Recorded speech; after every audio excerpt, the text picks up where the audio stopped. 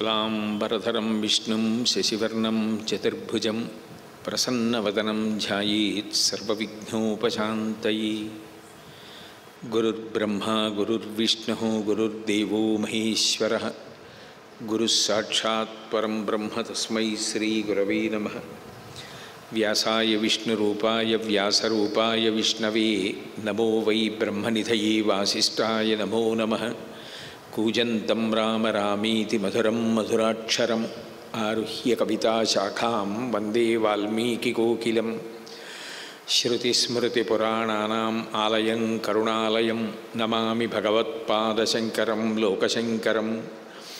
वागर्धाविव सम्पृक्तौ वागर्धप्रतिपत्तये जगतः पितरौ वन्दे पार्वती परमेश्वरौ। सूक्तिं समग्रयतु न स्वयमेव लक्ष्मीः श्रीरङ्गराजमहिषी मधुरैकटाक्षैः वैदग्ध्यवर्णगुणगुम्भनगौरवैर्यां कण्डूलकर्णकुहराः कवयोधयन्ति। हैमोध्वपुण्ड्रमजहन्मकुटं सुनासं मन्दस्मितं मकरकुण्डलचारुगण्डं बिम्बाधरं बहुलदीर्घकृपाकटाक्षं श्रीवेङ्कटेशमुखमात्मनि सन्निधत्ताम्। विमलपटी कमलकुटी पुस्तकरुद्राक्षसस्तहस्तपुटी कामाक्षी पक्ष्मलाक्षी कलितविपञ्ची विभासि वैरिञ्ची। मनोजवं मरुततुल्यवेगं जितेन्द्रियं बुद्धिमतां वरिष्ठं वातात्मजं वानरयूथमुख्यं श्रीरामदूतं शिरसा नमामि। आपदामपहर्तारं दातारं सर्वसम्पदां लोकाभिरामं श्रीरामं भूयो भूयो नमाम्यहम्। हरिः ओं। परमेश्वरस्वरूपैन सभके नमस्कारं।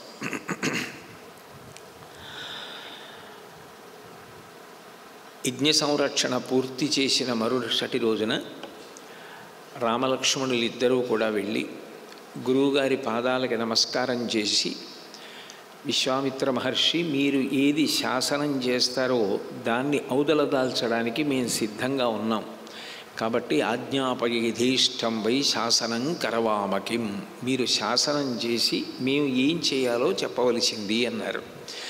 విశ్వామిత్ర మహర్షి ప్రత్యక్షంగా తాను మాట్లాడకుండా పక్కన ఉన్నటువంటి ఋషుల్ని ప్రచోదనం చేసి వారి చేత మాట్లాడించారు. అక్కడ ఉన్న ఋషులు మాట్లాడుతూ, రామలక్ష్మణులారా, మేము ఇప్పుడు ఇక్కడి నుంచి మిథిలా నగరానికి బయలుదేరుతున్నాం. ఆ మిథిలా నగరంలో జనక మహారాజు గారు పరిపాలన చేస్తున్నాడు. ఆయన దగ్గర ఒక అద్భుతమైనటువంటి ధనస్సు ఉంది. అది చాలా అపూర్వమైనటువంటి ధనస్సు. వాళ్ళ వంశంలో 6వ వాడైనటువంటి దేవరాతుడికి ఒకప్పుడు యజ్ఞం జరుగుతుండగా పరమశివుడు ఆ ధనస్సునిచ్చి న్యాసంగా వారి వద్ద ఉంచాడు. ఆ కారణం చేత ఆ ధనస్సు అక్కడ ఉంది.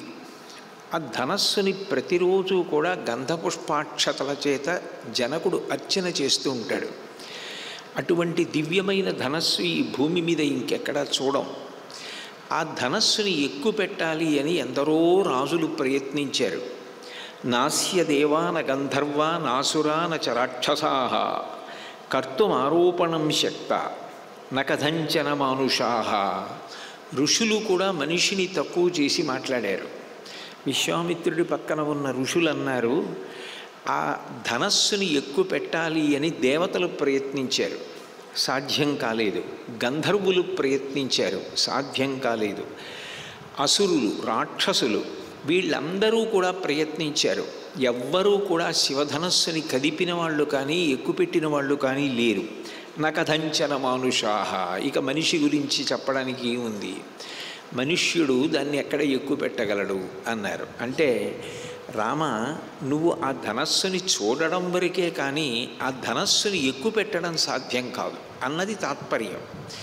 ఋషులు ఇట్లా మాట్లాడి, మేమందరం కూడా ఆ యజ్ఞం చూడడానికి వెడుతున్నాం, నువ్వు కూడా వస్తే బాగుంటుంది మీ తమ్ముడితోటి, అక్కడ ఆ ధనస్సుని చూడవచ్చు అన్నారు.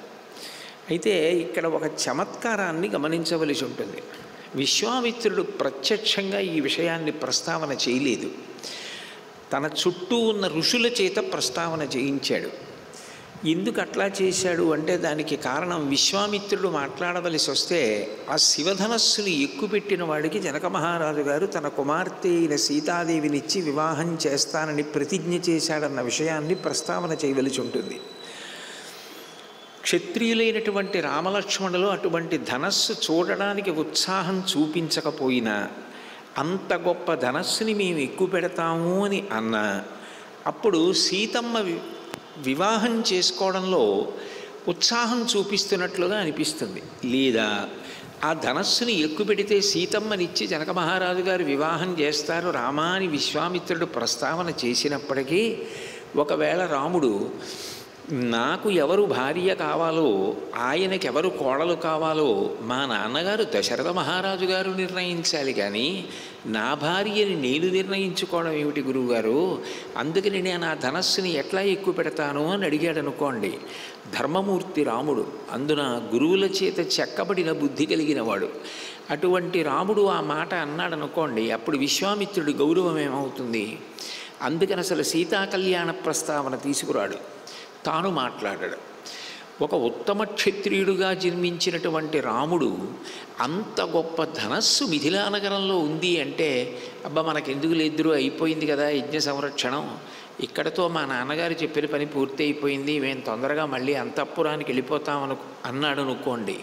ఆయనకి భోగముల యందు అనురక్తి ఎక్కువగా ఉంది. ఒక ఉత్తమ క్షత్రియుడుగా అంత అపూర్వమైన ధనస్సు అక్కడ ఉంది అంటే అది చూడడానికి ఉత్సుకత చూపించకపోతే అందులో ఔచిత్యమే ఉంటుంది. అందుకని రాముడు తప్పకుండా ఉత్సాహం చూపిస్తాడు, తప్పకుండా విశ్వామిత్రుడితో కలిసి వెడతాడు.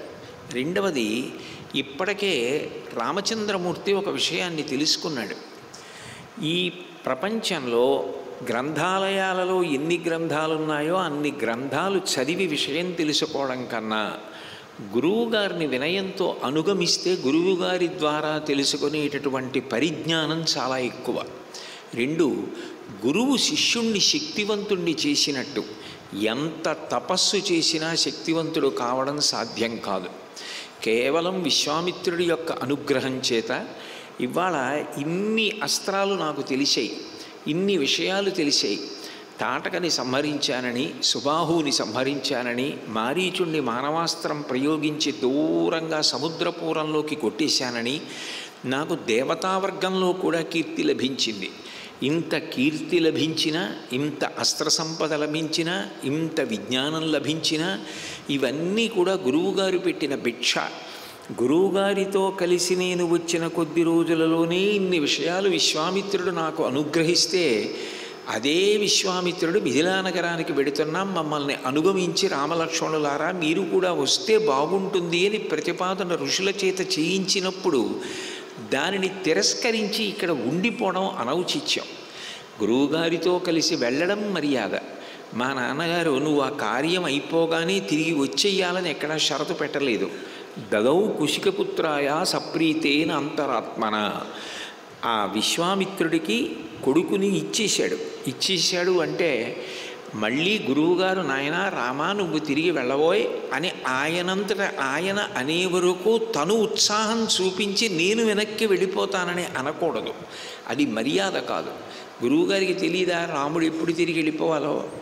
బట్టి గురువుగారు చెప్పాలి, నాయనా రామా నువ్వు వచ్చిన కార్యం పూర్తయింది, శుభం భూయాత్, స్వస్తి, నువ్వు చక్కగా బయలుదేరి ఇప్పుడు మళ్ళీ అయోధ్యానగరానికి వెళ్ళు అని గురువుగారు అంటే అప్పుడు గురువుగారికి నమస్కారం చేసి ఆశీర్వచనం తీసుకుని వెళ్ళాలి తప్ప గురువుగారు ఆ మాట అనకముందు మేము మిథిలానగరానికి వెడుతున్నాం నువ్వు కూడా వస్తే బాగుంటుందని ఋషుల చేత ప్రతిపాదన చేయించినప్పుడు వద్దులేండి నేను ఇంటికి వెళ్ళిపోతాను అని అంటే అప్పుడు ఇమౌస్మముని శార్తూల కింకరవు సముపస్థితవు ఆజ్ఞాపయేధేష్టం వై శాసనం కరవామకిం అన్న మాట అండంలో అర్థమేముంది? నోటితో ఒక మాట, చేతతో ఒక విధంగా ఉండదు రాముడి దగ్గర. ఆయన ఒక శిష్యుడు ఎలా ప్రవర్తించాలో అట్లా రాముడు ప్రవర్తిస్తూ ఉంటాడు. ఒక గంభీరమైనటువంటి గురువు ఎక్కడ విలితి లేకుండా ఎంత అందంగా మాట్లాడాలో అంత గొప్పగా విశ్వామిత్రుడు ప్రవర్తిస్తూ ఉంటాడు.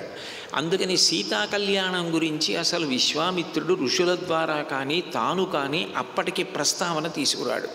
కానీ నిజానికి విశ్వామిత్రుడు మనసులో ఉన్న ఉద్దేశ్యం ఏమిటంటే, రామావతారం ఈ భూమి మీదకి ఎందుకు వచ్చిందో విశ్వామిత్రుడికి తెలుసు. ఒక నరుడిగా సాక్షాత్ శ్రీమన్నారాయణుడు వచ్చాడు. ఒక నరుడు శక్తివంతుడు కావాలి అంటే గురువుల ద్వారానే శక్తివంతుడు కావాలి. అస్త్ర సంపద అంతా ఆయనకి అనుగ్రహింపబడాలి. విశ్వామిత్రుడు తన దగ్గర ఉన్న అస్త్ర సంపదనంతటినీ అప్పటికి రాముడికి ఇచ్చేశాడు. ఇంకొక కారణం మిగిలి ఉంది. రావణ వధ జరగాలి అంటే సీతా కళ్యాణం అంత ముఖ్యమైనటువంటి విషయం. సీతా కళ్యాణం అయితే తప్ప, సీతాపహరణం అయితే తప్ప రావణ సంహారం జరగదు. ఎందుకనంటే రావణాసురుడికి రామచంద్రమూర్తికి వైరం రావాలి అంటే ఒక ప్రధానమైన కారణం ఉండాలి. అంత ప్రధానమైన కారణం రావణుణ్ణి నిహతుణ్ణి చేయడానికి కావలసినంత బలమైన కారణం ఏర్పడాలి. ఆ కారణం ఏర్పడాలంటే సీతా కళ్యాణం జరగాలి. ఆ సీతా కళ్యాణాన్ని తాను చేయించాలి. ఇత పూర్వం నామకరణం కానీ మిగిలినవన్నీ ఉత్సవాలన్నీ చెయ్యవలసినటువంటి కర్తవ్యాలు ఏ ఉంటాయో అవన్నీ వశిష్ఠ మహర్షి ఆధ్వర్యం వహించి చేయించేశాడు, ఉపనయన చౌలాదులన్నీ. ఇప్పుడు సీతా కళ్యాణం తన ద్వారా జరగాలి. కానీ ఆ విషయం బయటపడితే, పెళ్లి విషయం మా నాన్నగారు కదండి చూడాలి, నేను చూడడం ఏమిటి అని రాముడంటే విశ్వామిత్రుడికి తలకాయ తీసేసినట్టు. అంత గంభీరమైన గురువు అంత తొందరగా బయటపడి చాలా పలచగా ప్రవర్తించడు. చాలా సమున్నతంగా ఉంటుంది విశ్వామిత్రుడి యొక్క ప్రవర్తన. అందుకే అసలు సీతా కళ్యాణం యొక్క ప్రస్తావన తీసుకురాలేదు. వెంటనే పరమ సంతోషంతో గురువుగారిని అనుగమించి వెళ్ళడం కన్నా నాకేం కావాలి, ఇంతకన్నా ఆనందం ఏముంటుంది, అయిపోయింది సిద్ధాశ్రమంలో యజ్ఞ సంరక్షణం, నన్ను వెళ్ళిపోమ్మంటారేమోనని రామలక్ష్మణులు బెంగపెట్టుకుని ఉన్నారు. ఎప్పుడైతే విశ్వామిత్రుడు తనతో మిథిలా నగరానికి ఆ రామలక్ష్మణుల్ని రమ్మన్నాడో పరమ సంతోషంతో రాముడు అంగీకరించాడు. అందరూ కలిసి బయలుదేరుతున్నారు. విశ్వామిత్రుడు సిద్ధాశ్రమానికి అంతటికీ కూడా ప్రదక్షిణం చేశాడు. శ్రీరామాయణం చదివితే కొన్ని విషయాలు సప్తధాతువుల్లో జీర్ణమైపోతాయి. రామాయణం మీరు గమనిస్తే పరమ పవిత్రమైన వస్తువు ఏది కనపడనివ్వండి, దానికి ప్రదక్షిణం చేసి వెడతాడు రాముడు. ప్రదక్షిణం చెయ్యకుండా వెళ్ళడు. ఏ ముఖ్యమైనదైనా ఒక సింహాసనం కనపడిందనుకోండి, దర్భలు కనపడ్డాయనుకోండి, పేలాలు కనపడ్డాయనుకోండి, శృక్కులు కనపడ్డాయనుకోండి, శృవాలు కనపడ్డాయనుకోండి, అగ్నిహోత్రం కనపడిందనుకోండి, గోవులు కనపడినా గురువులు కనపడినా వెంటనే ప్రదక్షిణంగా వెడతాడు. ఆ ప్రదక్షిణంగా వెళ్ళడంలోనే అంత గౌరవాన్ని ఆవిష్కరించినట్టు. మహాభారతం విరాట పర్వంలో అర్జునుడు బృహన్నల నుంచి అర్జునుడుగా మారిన తర్వాత ఉత్తర కుమారుడు సారథ్యం చేస్తుంటే అంటాడు, ఎట్టి పరిస్థితులలోనూ నా రథం మాత్రం భీష్మాచార్యుల వారిని కానీ ద్రోణాచార్యుల వారిని కానీ నాకు ఎడమ పక్కన ఉండేటట్టుగా తోలవద్దు. ఒక ఆయన పెద్దవారు, ఒక ఆయన గురువు, వాళ్ళు ఎప్పుడూ నాకు కుడివైపుకు ఉండాలి తప్ప నాకు ఎడమవైపుకు ఉండేటట్టుగా రథాన్ని తోలవద్దంటాడు. ఆ ప్రదక్షిణంగా వెళ్ళడం అనేది అంత సంస్కారవంతమైనటువంటి విశేషం. రాముడు ఇవన్నీ విశ్వామిత్రుడి దగ్గర నేర్చుకున్నాడు జీవితంలో. యద్యజాచరతి శ్రేష్ఠ, శ్రేష్ఠులైన వాళ్ళు ఎట్లా ప్రవర్తిస్తారో చూసి మిగిలిన వాళ్ళు నేర్చుకుంటారు. కొన్ని నోటితో చెప్పాడు, కొన్ని ప్రవర్తన ద్వారా చెప్పాడు. విశ్వామిత్రుడు సిద్ధాశ్రమానికి ప్రదక్షిణం చేసి బయలుదేరిపోతున్నాడు. నిజానికి విశ్వామిత్రుడికి సిద్ధి కలిగింది అంటే యజ్ఞం పూర్తవడం వల్ల కాదు, అప్పటికే ఆయన బ్రహ్మర్షి అయిపోయాడు. నిజానికి ఆంతరంగా జరిగిన సిద్ధి ఏది అంటే, ఏ దేవతా కార్యం మీద అవతారం వచ్చిందో ఆ అవతారంగా వచ్చినటువంటి రామచంద్రమూర్తి నరుడిగా వచ్చాడు కాబట్టి ఆయనకి కావలసిన అస్త్ర సంపదనంతటినీ సమకూర్చడంలో విశ్వామిత్రుడు సఫలీకృత మనోరథుడైపోయాడు. అక్కడ సిద్ధి పొందాడు. కానీ ఆ మాట పైకనడు. ఆ మాట పైకంటే నేను అవతార పురుషుణ్ణి ఏమిటి, నేను విష్ణువు ఏమిటి అంటాడు రాముడు, నేను నరుణ్ణి అంటాడు. అందుకని ఆ మాట పైకనకుండా ఇది సిద్ధాశ్రమం, నా యజ్ఞం పూర్తయింది, నాకు సిద్ధి లభించింది అంటాడు. ప్రదక్షిణం చేసి బయలుదేరుతున్నాడు. ఆ వనదేవతల దగ్గర అనుమతి తీసుకున్నాడు. ఎంత మర్యాదగా ఉంటుందో అసలు రామాయణం చదువుతుంటే ఇట్లా బ్రతకాలా అనిపిస్తుంది. ఇంట్లో గృహదేవతల్ని అంత మర్యాదతో అంత గౌరవంతో పూజ చేస్తారు. ఒక అడవికి వెడితే అక్కడ ఉన్న వనదేవతలందరికీ నమస్కారం చేస్తారు. నదులకు అధిష్టాన దేవతలకు నమస్కరిస్తారు. సంగమ స్థానానికి నమస్కరిస్తారు. ఆశ్రమ ప్రాంగణానికి ప్రదక్షిణం చేసి నమస్కారం చేసి బయలుదేరుతాడు విశ్వామిత్రుడు. ఆ వనదేవతల అనుమతి తీసుకుని బయలుదేరుతుంటే 100 శకటాలలో బ్రహ్మవాదులందరూ కూడా విశ్వామిత్రుడి వెంట బయలుదేరారట. విచిత్రమైన విషయం ఏమిటంటే ఆ సిద్ధాశ్రమ ప్రాంగణంలో ఉండేటటువంటి పక్షులు మృగాలు కూడా విశ్వామిత్రుడి వెంట వెళ్ళిపోతున్నాయి. అంటే ఆ బ్రహ్మర్షి యొక్క తపశ్శక్తి ఎంత గొప్పది అంటే మాటలు రానివి, సంస్కారము లేనివి, విజ్ఞానము లేనటువంటి మృగములు పక్షులు కూడా ఆయన సమక్షంలో అంత ప్రశాంతతని పొందుతాయి. ఒకసారి ఆ ప్రశాంతత రుచి ఎరిగిన తరువాత ఆయనని అనుగమించి వెళ్లకుండా అవి ఉండలేవు. అందుకని ఆయనతో వెళ్ళిపోతున్నాయి. అది ఒక్కొక్క మహాపురుషుడి యొక్క స్థితికి నిదర్శనం. పరమశివుడు నటరాజుగా ఉంటాడు. నటరాజుగా ఉంటే ఒక పక్క వ్యాఘ్రపాదుడు ఉంటాడు, ఒక పక్క పతంజలి ఉంటాడు. వ్యాఘ్రపాదుడు మనిషి తలతో ఉంటాడు, కాళ్ళు పెద్ద పులి ఉంటాయి. పతంజలి కిందంతా పాము శరీరం, పైన తల ఉంటుంది. పాము కోపానికి గుర్తు, ఎప్పుడు కోపంతో బుసలు కొడుతూ ఉంటుంది. పులి హింస చేయడానికి సిద్ధంగా ఉంటుంది, అందుకే శార్దూలమని పేరు.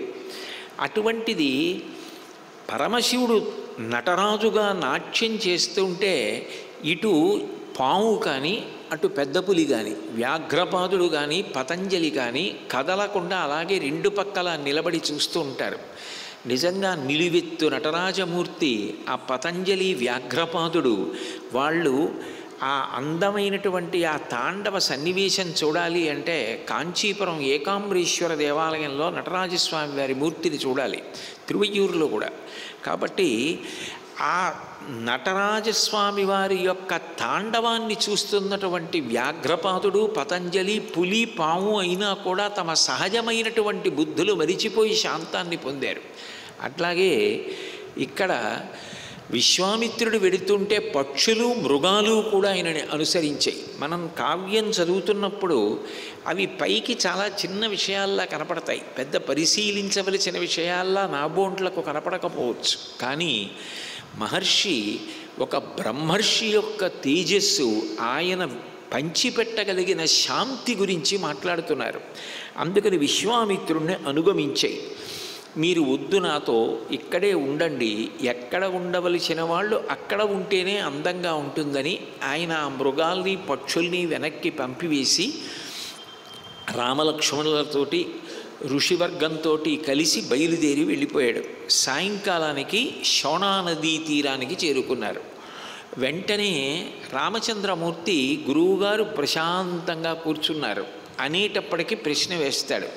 హే బ్రహ్మన్, ఈ ప్రాంగణం అంతా చూడడానికి ఎంతో ప్రశాంతంగా ఉంది, అద్భుతమైనటువంటి వనం, ఇంత గొప్ప దేశం, అసలు ఈ ప్రదేశం పేరేమిటి, ఈ వనం ఏమిటి, ఇక్కడ ఈ స్థితి ఇలా ఎందుకు కలిగింది అని అడిగాడు. అడిగితే అప్పుడు విశ్వామిత్ర మహర్షి ఎంతో సంతోషంతో చెప్పడం మొదలుపెట్టాడు. ఎప్పుడైనా గురువు సంతోషంగా చెప్పడం అన్నది ఎప్పుడు ఉంటుందంటే ఆ చెప్పిన దాన్ని పట్టుకుని మనసులో తిప్పి ఆనందపడగలిగినటువంటి శిష్యుడు లభిస్తే గురువు ఎంతో సంతోషంగా చెప్తాడు. ఎందుకనంటే నిజానికి అదే పనిగా చెప్పడం అంటే తన ఆయుర్దాయాన్ని తాను తగ్గించేసుకోవడం. ఊపిరిని వాక్కుగా వేయించేస్తే ఎన్ని ఊపిరులు తొందరగా వాడేస్తారో అంత తొందరగా ఆయువు నశించిపోతుంది, అంతగా ఆయుర్దాయం తగ్గుతుంది. తన ఆయుర్దాయం తగ్గినా పర్వాలేదు, శిష్యులకి నేను మంచి విషయాలు అందించగలిగితే చాలన్న త్యాగబుద్ధితో గురువు చెప్పిన విషయాన్ని పట్టుకుని సంతోషించగలిగిన, మననం చేయగలిగిన శిష్యుడు లభించినప్పుడు గురువు పొందే ఆనందానికి అంతుండదు. అందుకే విశ్వామిత్రుడు రాముడు అడిగితే అంత సంతోషంగా జవాబు చెప్తాడు. ఇది ఒకప్పుడు బ్రహ్మకుమారుడైనటువంటి కుశుడు పరిపాలించినటువంటి ప్రాంతం. ఆయన విదర్భరాజకుమారిని వివాహం చేసుకున్నాడు. ఆ కుశుడికి విదర్భరాజకుమారికి 4 కుమారులు కలిగారు. మొట్టమొదటి వాని పేరు కుశాంబుడు, రెండవ ఆయన కుశనాభుడు, మూడవ వాడు అధూర్త రజసుడు, 4వ వాడు వసువు. రామ, ఇప్పుడు మనమున్నటువంటి ప్రదేశం వసువు పరిపాలించినటువంటి ప్రదేశం. ఇది మగధ దేశంలోకి వస్తుంది. ఇక్కడ గొప్పతనం ఏమిటంటే రామ, 5 కొండలు ఉన్నాయి చుట్టూ. ఈ 5 కొండలలో శోణా నది ప్రవహిస్తుంది.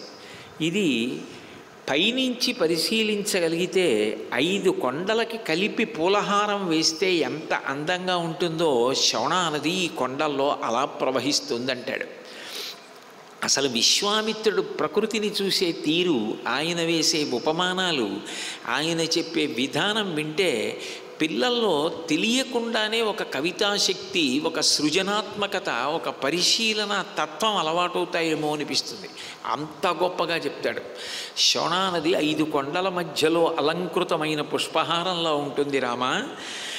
తండ్రి గారైనటువంటి కుశుడు ఈ 4 పిల్లల్ని పిలిచి, మీరు 4 పట్టణములను నిర్మాణం చేయండి అన్నాడు. నా తర్వాత రాజ్యం చేయడం గొప్ప కాదు, మీ పేరు మీద 4 గొప్ప గొప్ప పట్టణములు రావాలి, అంత గొప్ప పట్టణాలని నిర్మాణం చేయండి అన్నాడు. అంటే ఒక పట్టణాన్ని నిర్మాణం చేయడం, దాన్ని అట్లా తీర్చిదిద్దడం ఎంత గొప్ప విషయమో మనకు అర్థమవుతుంది. దానికి కుశాంబుడు కౌశాంబీ నగరాన్ని నిర్మించాడు, కుశనాభుడు మహోదయ నగరాన్ని నిర్మించాడు, అధూర్త రజసుడు ధర్మారణ్యము అన్న నగరాన్ని నిర్మించాడు, వసువు గిరివ్రజము అన్న నగరాన్ని నిర్మించాడు. ఈ కుశనాభుడు 2వ కుమారుడు ఘృతాచి యందు, ఘృతాచి అప్సర స్త్రీ, ఆమె యందు 100 మంది కన్యలను పొందాడు. ఈ 100 మంది కుమార్తెలు కుశనాభుని యొక్క కుమార్తెలు. ఈ కుశనాభుడు కుశుని యొక్క 2వ కుమారుడు. ఈయన 100 ఆడపిల్లల్ని పొందిన తరువాత వాళ్ళని ఎంతో సంస్కారవంతులుగా తీర్చిదిద్దాడు. వాళ్ళు సంగీతాది విద్యల యందు బాగా ప్రావీణ్యమును సంపాదించారు. గొప్ప సౌందర్యరాశులు, లావణ్యవతులు. వాళ్ళు ఒకరోజు పక్కన ఉన్నటువంటి ఉద్యానవనంలో విహరిస్తుండగా వాయుదేవుడు వాళ్ళని చూసి, మిమ్మల్ని అందరినీ కూడా నేను భార్యలుగా స్వీకరిస్తాను, మీరు మనుష్యకాంతలుగానే ఉంటే కొంతకాలం అయిపోయిన తర్వాత మీకు వార్ధక్యం వస్తుంది, అప్పుడు ఈ అందం నిలబడదు, నాకు భార్యలైతే దేవతా స్త్రీలు అవుతారు కాబట్టి మీ యవ్వనం మీ అందం శాశ్వతంగా ఉంటాయి, కాబట్టి నాకు భార్యలు కండి అని అడిగాడు. అడిగితే 100 మంది సంప్రదించుకోకుండా ఏకకాలంలో ముక్తకంఠంతో రామ ఒక మాట చెప్పారు.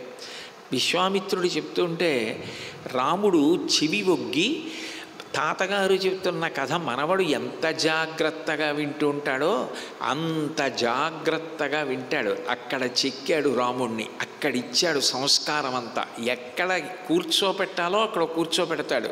ప్రశ్న అడిగితే అంత అందంగా విషయాన్ని రాముడి మనసులో నాటుకునేటట్టుగా మాట్లాడతాడు.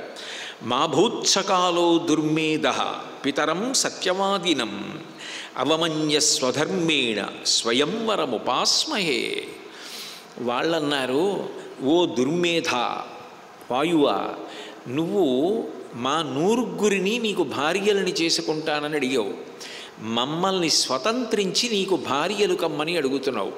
కానీ ఇటువంటి మాట నువ్వు ఎప్పుడూ అడగకూడదు. ఎందుకనంటే మా భూత్సకాలో దుర్మేధ, అసలు అటువంటి రోజు ఈ దేశమునందు రాకుండుగాక.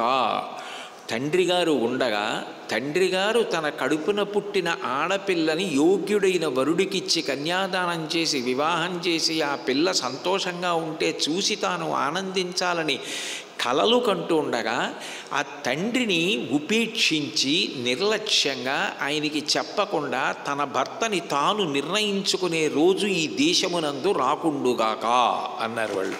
అని పితాహి ప్రభురస్మాకం పరమం దైవతం హి సహ యస్యనో దాస్యతి పితా సనో భర్త భవిష్యతి.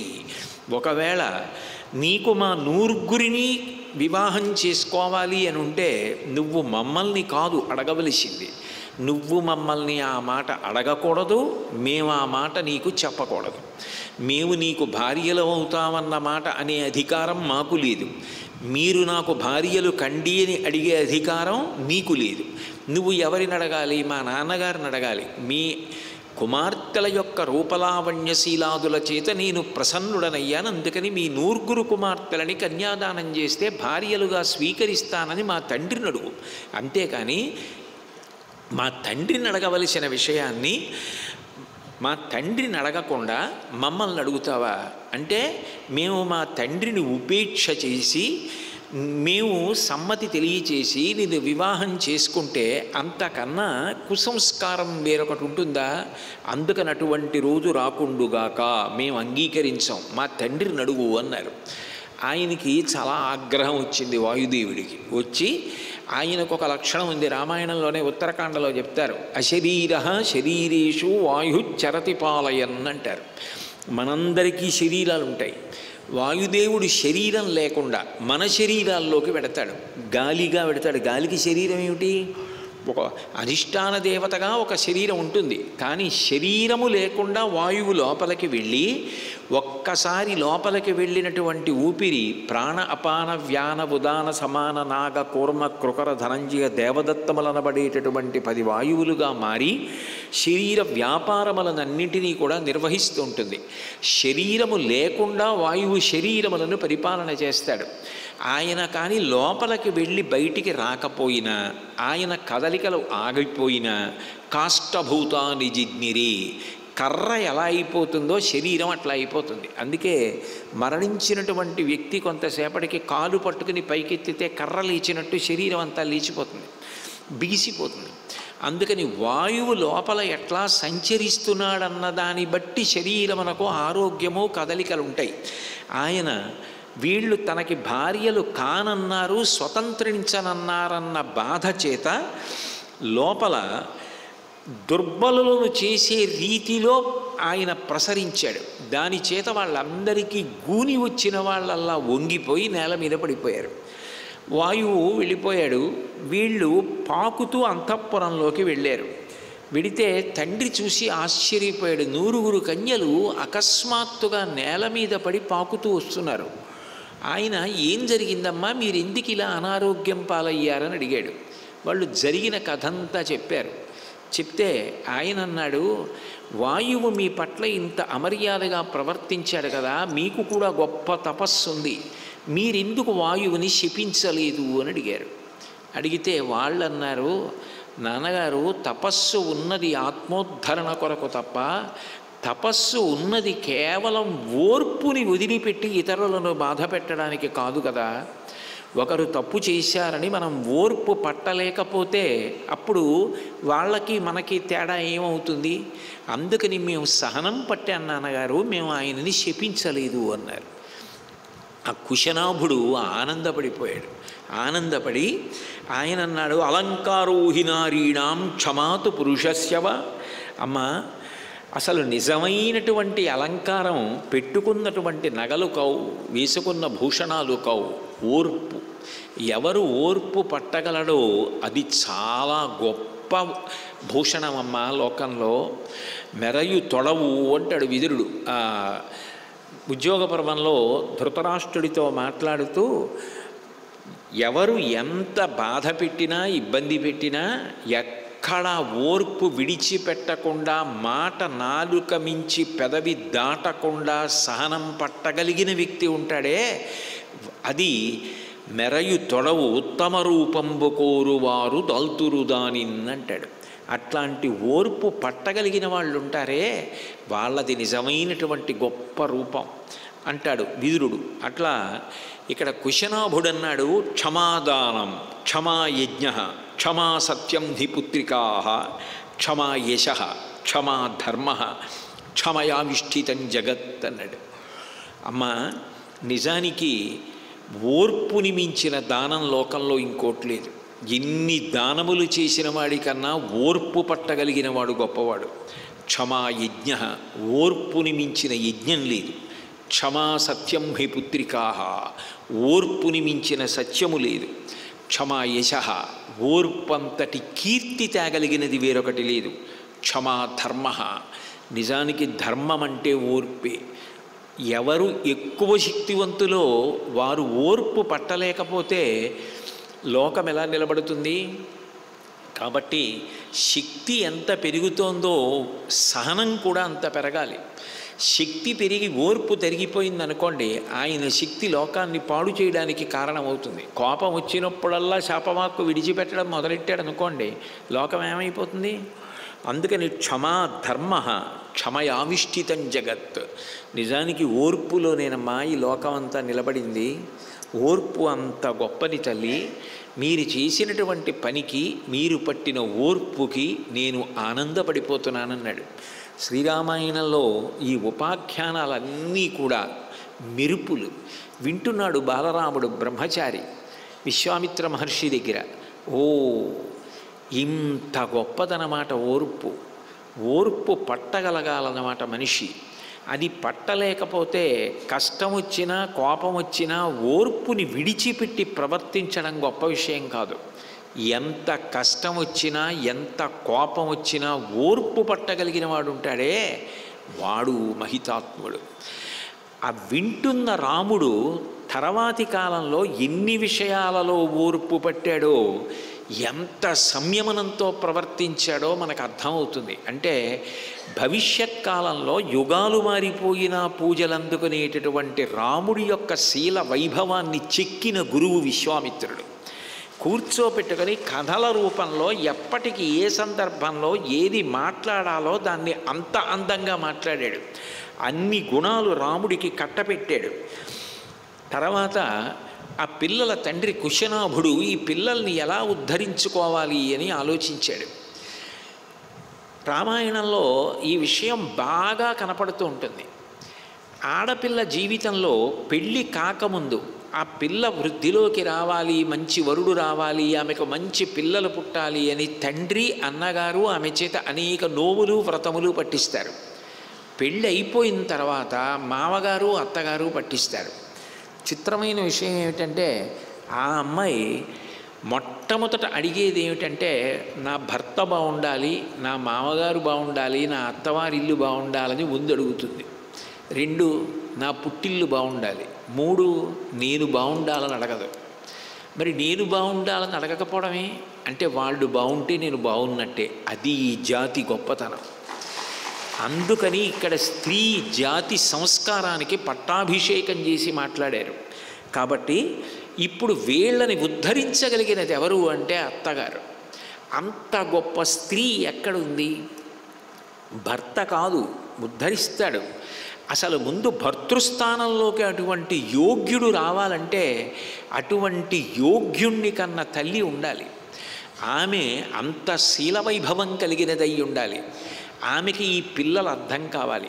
ఈ పిల్లలు నాకు కోడళ్ళు కావాలి అని గమనించాలి తప్ప కేవలం నా పిల్లలకి ఇవాళ వచ్చినటువంటి వైక్లభ్యాన్ని మాత్రమే చూడగలిగిన స్త్రీ ఈమెని కోడలుగా వీళ్ళని కోడలుగా ఎలా తీసుకుంటుంది? అంతటి సంస్కారవంతురాలెవరు?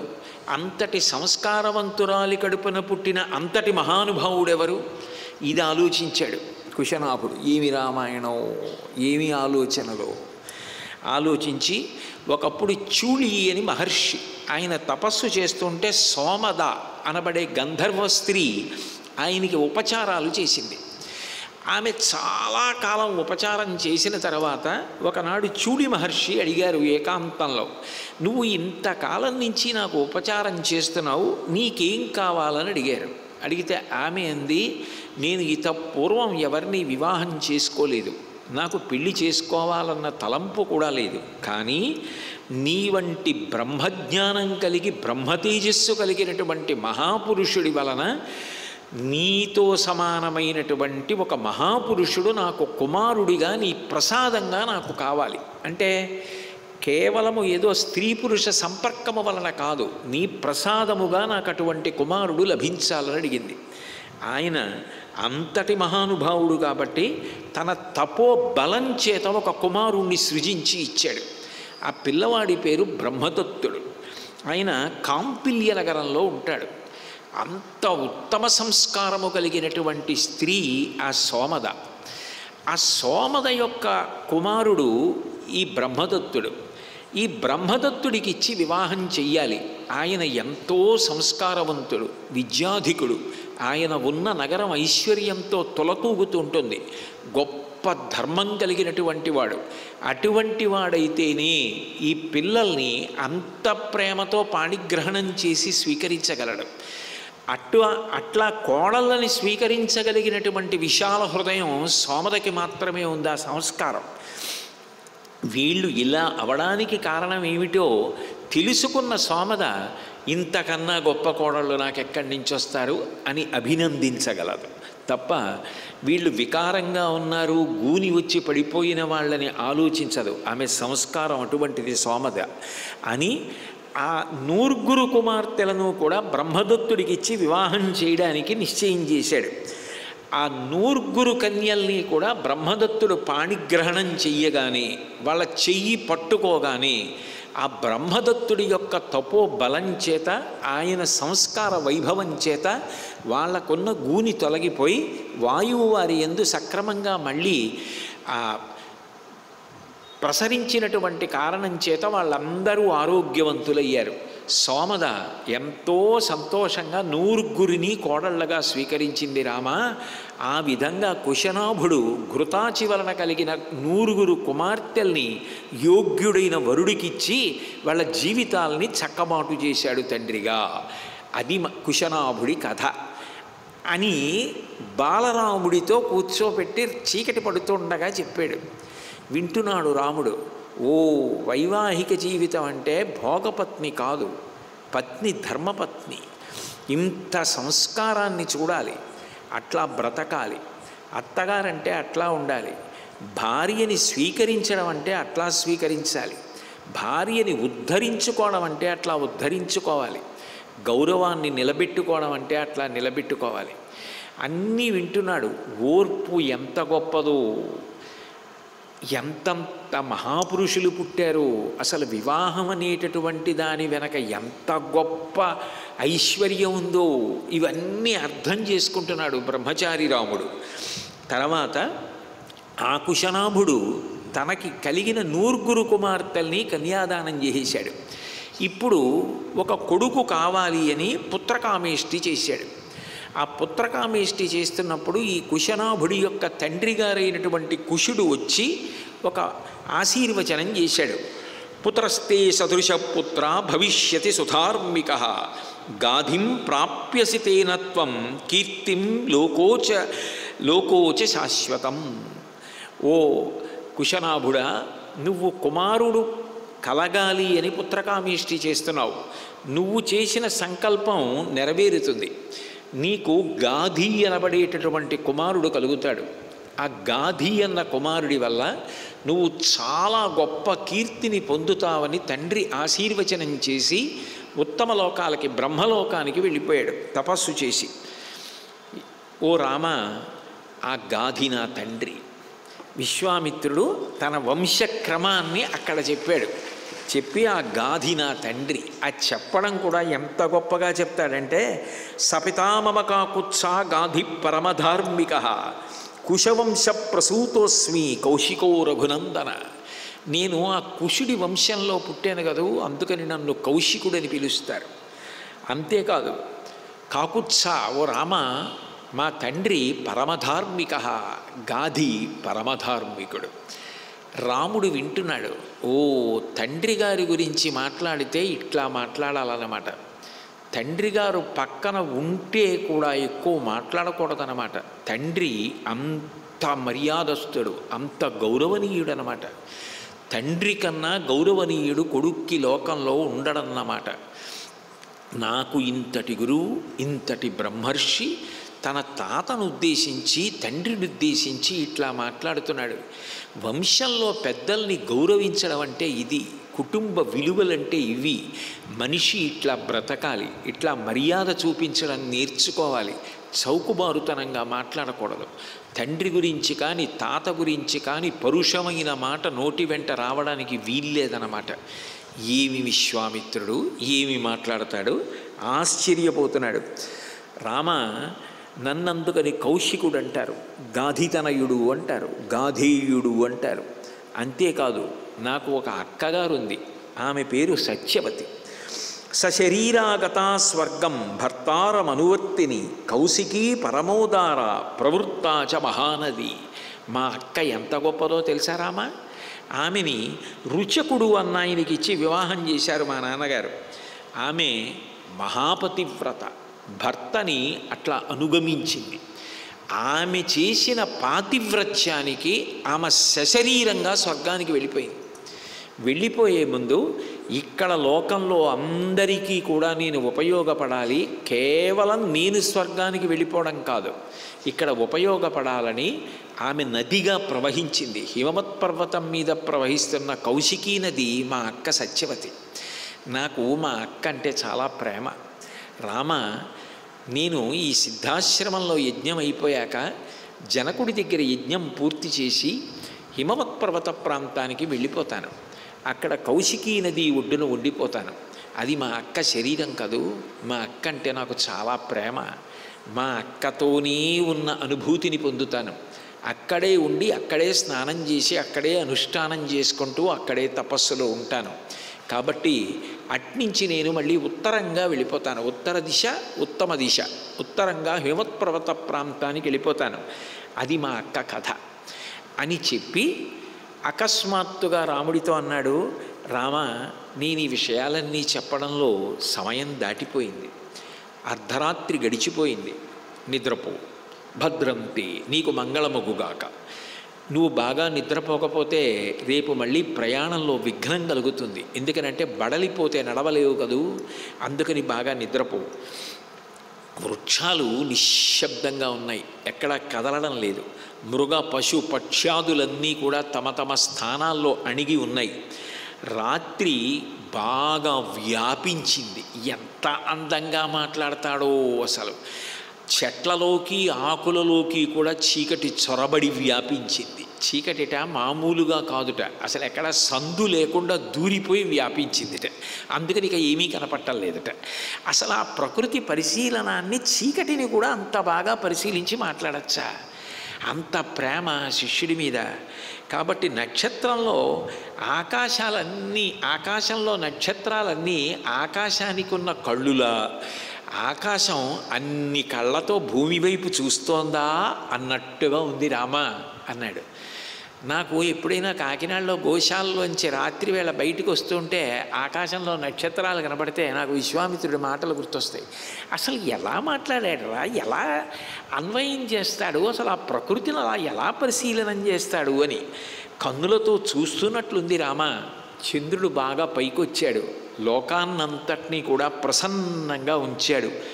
అయితే రాత్రి సంచరించేటటువంటి ఉగ్రభూతములు, యక్షులు, రాక్షసులు, నరమాంస భక్షకులు అంతటా తిరుగుతున్నారు. రామ, నీకు మంగళమగుగాక. ఎంత బెంగో, ఎంత తాపత్రయమో, ఆ రాముడి మీద ఎంత ప్రీతో వెంటనే రాముడికి స్వస్తివచనం పలుకుతాడు. రామాయ భద్రంతే, రామా నీకు భద్రమగుగాక, స్వస్తి, హాయిగా పడుకో, నిద్రపో అన్నాడు. రాముడు పడుకున్నాడు, లక్ష్మణుడు పడుకున్నాడు. కానీ ఇటు దొల్లుతున్నారు, అటు దొల్లుతున్నారు. ఏం లక్ష్మణానికి నిద్ర పట్టట్లేదా అంటే పట్టట్లేదన్నయ్య అన్నాడు. అన్నయ్య, ఆ గురువుగారి జీవితం, ఆ వంశం, అసలు ఆ రాజులు ఏమిటన్నయ్య, అసలు ఆ ఓర్పు ఏమిటన్నయ్య, ఆ పెళ్ళిళ్ళు ఏమిటన్నయ్య, ఆ నగరాలు నిర్మించడం ఏమిటి, అసలు అంతంత గొప్పవాళ్ళు ఏమిటి, ఆ తండ్రి ఆశీర్వచనం ఏమిటి, ఆ పుత్రకామేష్టి చేయడం ఏమిటి, తన తండ్రి గురించి, తాత గురించి, తన అక్క గురించి అంత ప్రేమగా మాట్లాడడం ఏమిటి, కుటుంబ సభ్యుల గురించి మాట్లాడితే అలా మాట్లాడాలా అన్నయ్య. నాకు ఇవన్నీ వింటుంటే ఒక కుటుంబంలో పుట్టడం కాదన్నయ్య గొప్ప, తన కుటుంబ సభ్యుల గురించి మాట్లాడవలసి వస్తే ఒక వ్యక్తి ఎంత బాగా, ఎంత పవిత్రంగా, ఎంత గౌరవంగా మాట్లాడగలడో నాకు అర్థమైంది. అబ్బా, ఏమి గురువు అన్నయ్య, నాకు ఆయన మాటలు చెవుల్లో మ్రోగుతున్నాయి, నాకు నిద్ర పట్టట్లేదన్నయ్య అంటే రాముడు అన్నాడు, నాకు అదేరా, ఆ విశ్వామిత్రుడే కళ్ళల్లో కనపడుతున్నాడు రా, ఏమి గురువురా, ఏమి మహానుభావుడురా, ఒక్కొక్క మాట మాట్లాడుతుంటే మనకి జీవితం నేర్పుతున్నాడు రా ఎలా బ్రతకాలో. ఇలా మనం జీవించాలన్నమాట అని నిద్రపోలేదట. రామోపి సహ సౌమిత్రి కించిదాగత విస్మయ. ఆశ్చర్యంతో వాళ్ళు అలాగే పడుకున్నారు. కానీ ఇద్దరూ కళ్ళు తెరిచి నోరు తెరిచి అలా చూస్తూ విశ్వామిత్రుడు చెప్పిన మాటలే వింటూ ఆలోచిస్తున్నారట. అంటే అంత బాగా చెప్పాడు, అంత బాగా ప్రవర్తించి చూపించాడు.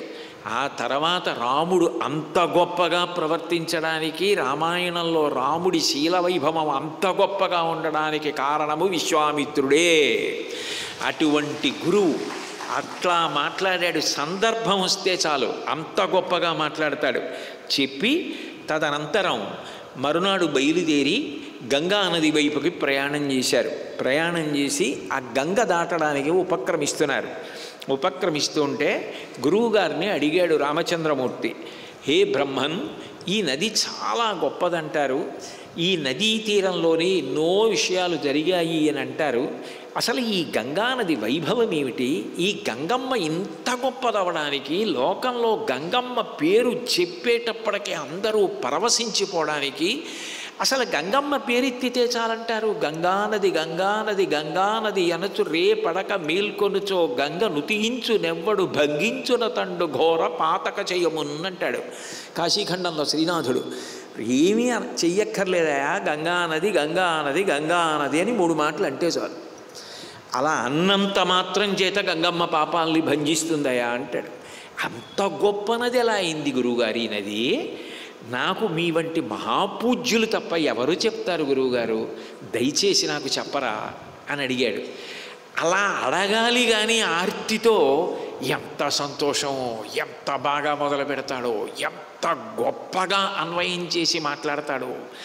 షణ్ముఖోత్పత్తిని చెప్పాడు. ఇప్పుడు అంటే గంగమ్మ వైభవాన్ని గంగావతరణంగా చెప్పాడు, షణ్ముఖుడు ఏర్పడడానికి కారణంగా చెప్పాడు. చెప్తూ ఆ షణ్ముఖోత్పత్తిని మాట్లాడుతున్నాడు. పురారామకృతోద్వాహో నీలకంఠో మహాతపాః దృష్ట్వా చ స్పృహయాదేవీం మైథునాయోపచక్రమి. రామ, ఒకప్పుడు పరమశివుడు పార్వతీదేవిని వివాహం చేసుకున్నాడు. ఒకప్పుడు ఏమిటి, వాళ్ళిద్దరూ ఆది దంపతులు. నిత్యాయ త్రిగుణాత్మనే పురజితే కాత్యాయని శ్రేయసే సత్యాయ అద్య కుటుంబిని మునిమన ప్రత్యక్ష చిన్మూర్తయే అంటారు శంకరాచార్యుల వారు. ఆది కుటుంబం వాళ్ళిద్దరూ ప్రకృతి పురుషులు, ఎప్పుడు మొట్టమొదటి నుంచి ఉన్న దంపతులు. ఒకరికి తగిన వారొకరు, ఒకరి తపస్సుకు ఒకరు ఫలం. కళాభ్యాం చూడాలంకృత శశికళాభ్యాం నిజతప ఫలాభ్యాం భక్తేషు ప్రకటిత ఫలాభ్యాం భవతు మే శివాభ్యాం అస్తోక త్రిభువన శివాభ్యాం హృది పునర్భవాభ్యాం ఆనందస్ఫురదనుభవాభ్యాం నతిరియం అంటారు. అటువంటి ఆది దంపతులు ఒండరులు, ఒకరి తపస్సుకు ఒకరు ఫలమైన వారు, భక్తుల యొక్క కోర్కెలను తీర్చగలిగినటువంటి సమర్థులు, సులభులు. అటువంటి పార్వతీ పరమేశ్వరులకు నమస్కారం అంటాడు. మరి పరమేశ్వరుడు పార్వతీదేవిని మళ్ళీ వివాహం చేసుకోవడం ఏమిటి అంటే, ఒకప్పుడు సతీదేవిగా ప్రభవించింది దక్ష ప్రజాపతికి కుమార్తెగా. సతీదేవి నాకు కుమార్తెగా రావాలని తపస్సు చేశాడు కాబట్టి దక్ష ప్రజాపతి ఆ తల్లి ఆయనకు కుమార్తె దక్షుడికి కీర్తి తెచ్చింది. దాక్షాయణి అని పేరు పెట్టుకుంది. దాక్షాయణి అని పేరు పెట్టుకున్నది ఆమె ఆయనకు కుమార్తెగా వచ్చి దక్షుడి కీర్తిని ప్రకాశింపచేయడానికి. ఆమె ఎంతమందికైనా కుమార్తెగా వస్తుంది. యథార్థంగా మాట్లాడాలంటే ఏ ఇంట ఆడపిల్ల ఉన్నా ఆవిడ సాక్షాత్తు పరదేవతయే, అమ్మవారే. అందుకే కదూ నారాయణమూర్తిగా చూసి కన్యాదానం చేస్తారు.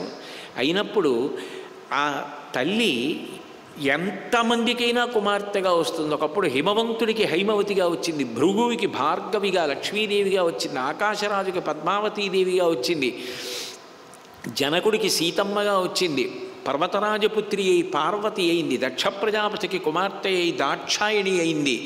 ఎంతమందికైనా కుమార్తెగా వస్తుంది. కానీ ఎన్ని అవతారాలు ఎత్తినా, ఎంతమందికి కుమార్తెగా వచ్చినా ఆమె మహాపాతివ్రత్యము మాత్రము. ఆమె ఎప్పుడూ భగవంతుడికి మాత్రమే భార్య.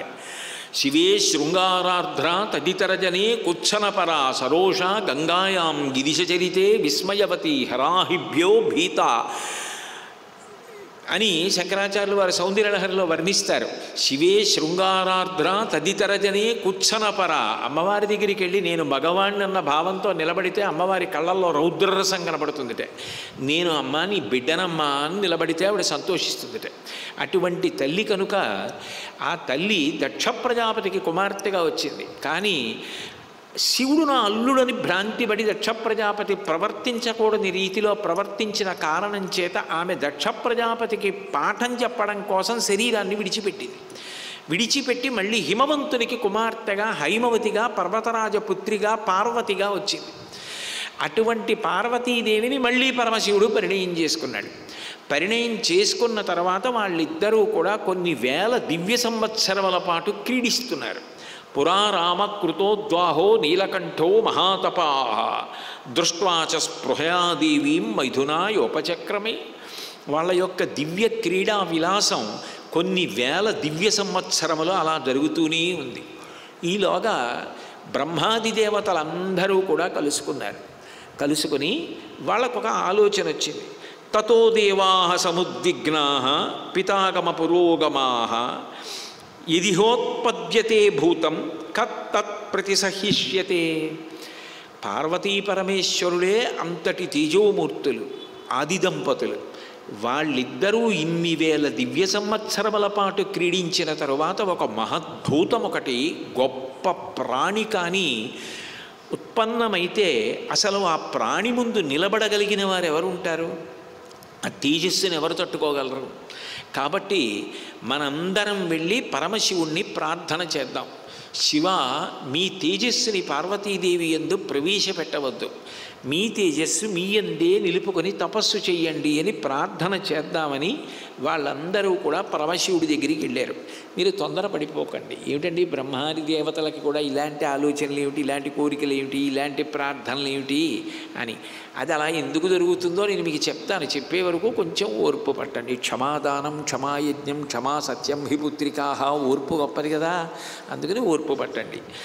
దేవదేవ మహాదేవ లోకస్యాస్య హితేరత సురాణం ప్రణిపాతేన ప్రసాదం కర్తుమర్హసి.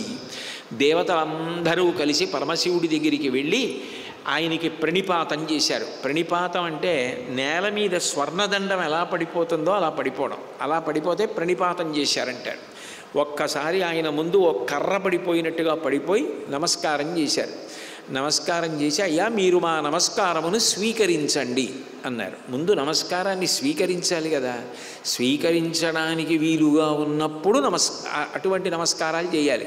అంతేకాని ఆయన ఏదో హడావిల్లో ఉంటే అక్కడికి వెళ్ళిపోయి సాష్టాంగాలు చేయడం, ప్రణిపాతాలు చేయడం, ప్రవర చెప్పడం అటువంటివి చేయకూడదు. ప్రవర చెప్పాలి అంటే గురువుగారు సావధానంగా ఉన్నారు, ప్రవర వింటారు అన్నప్పుడే ప్రవర చెప్పాలి.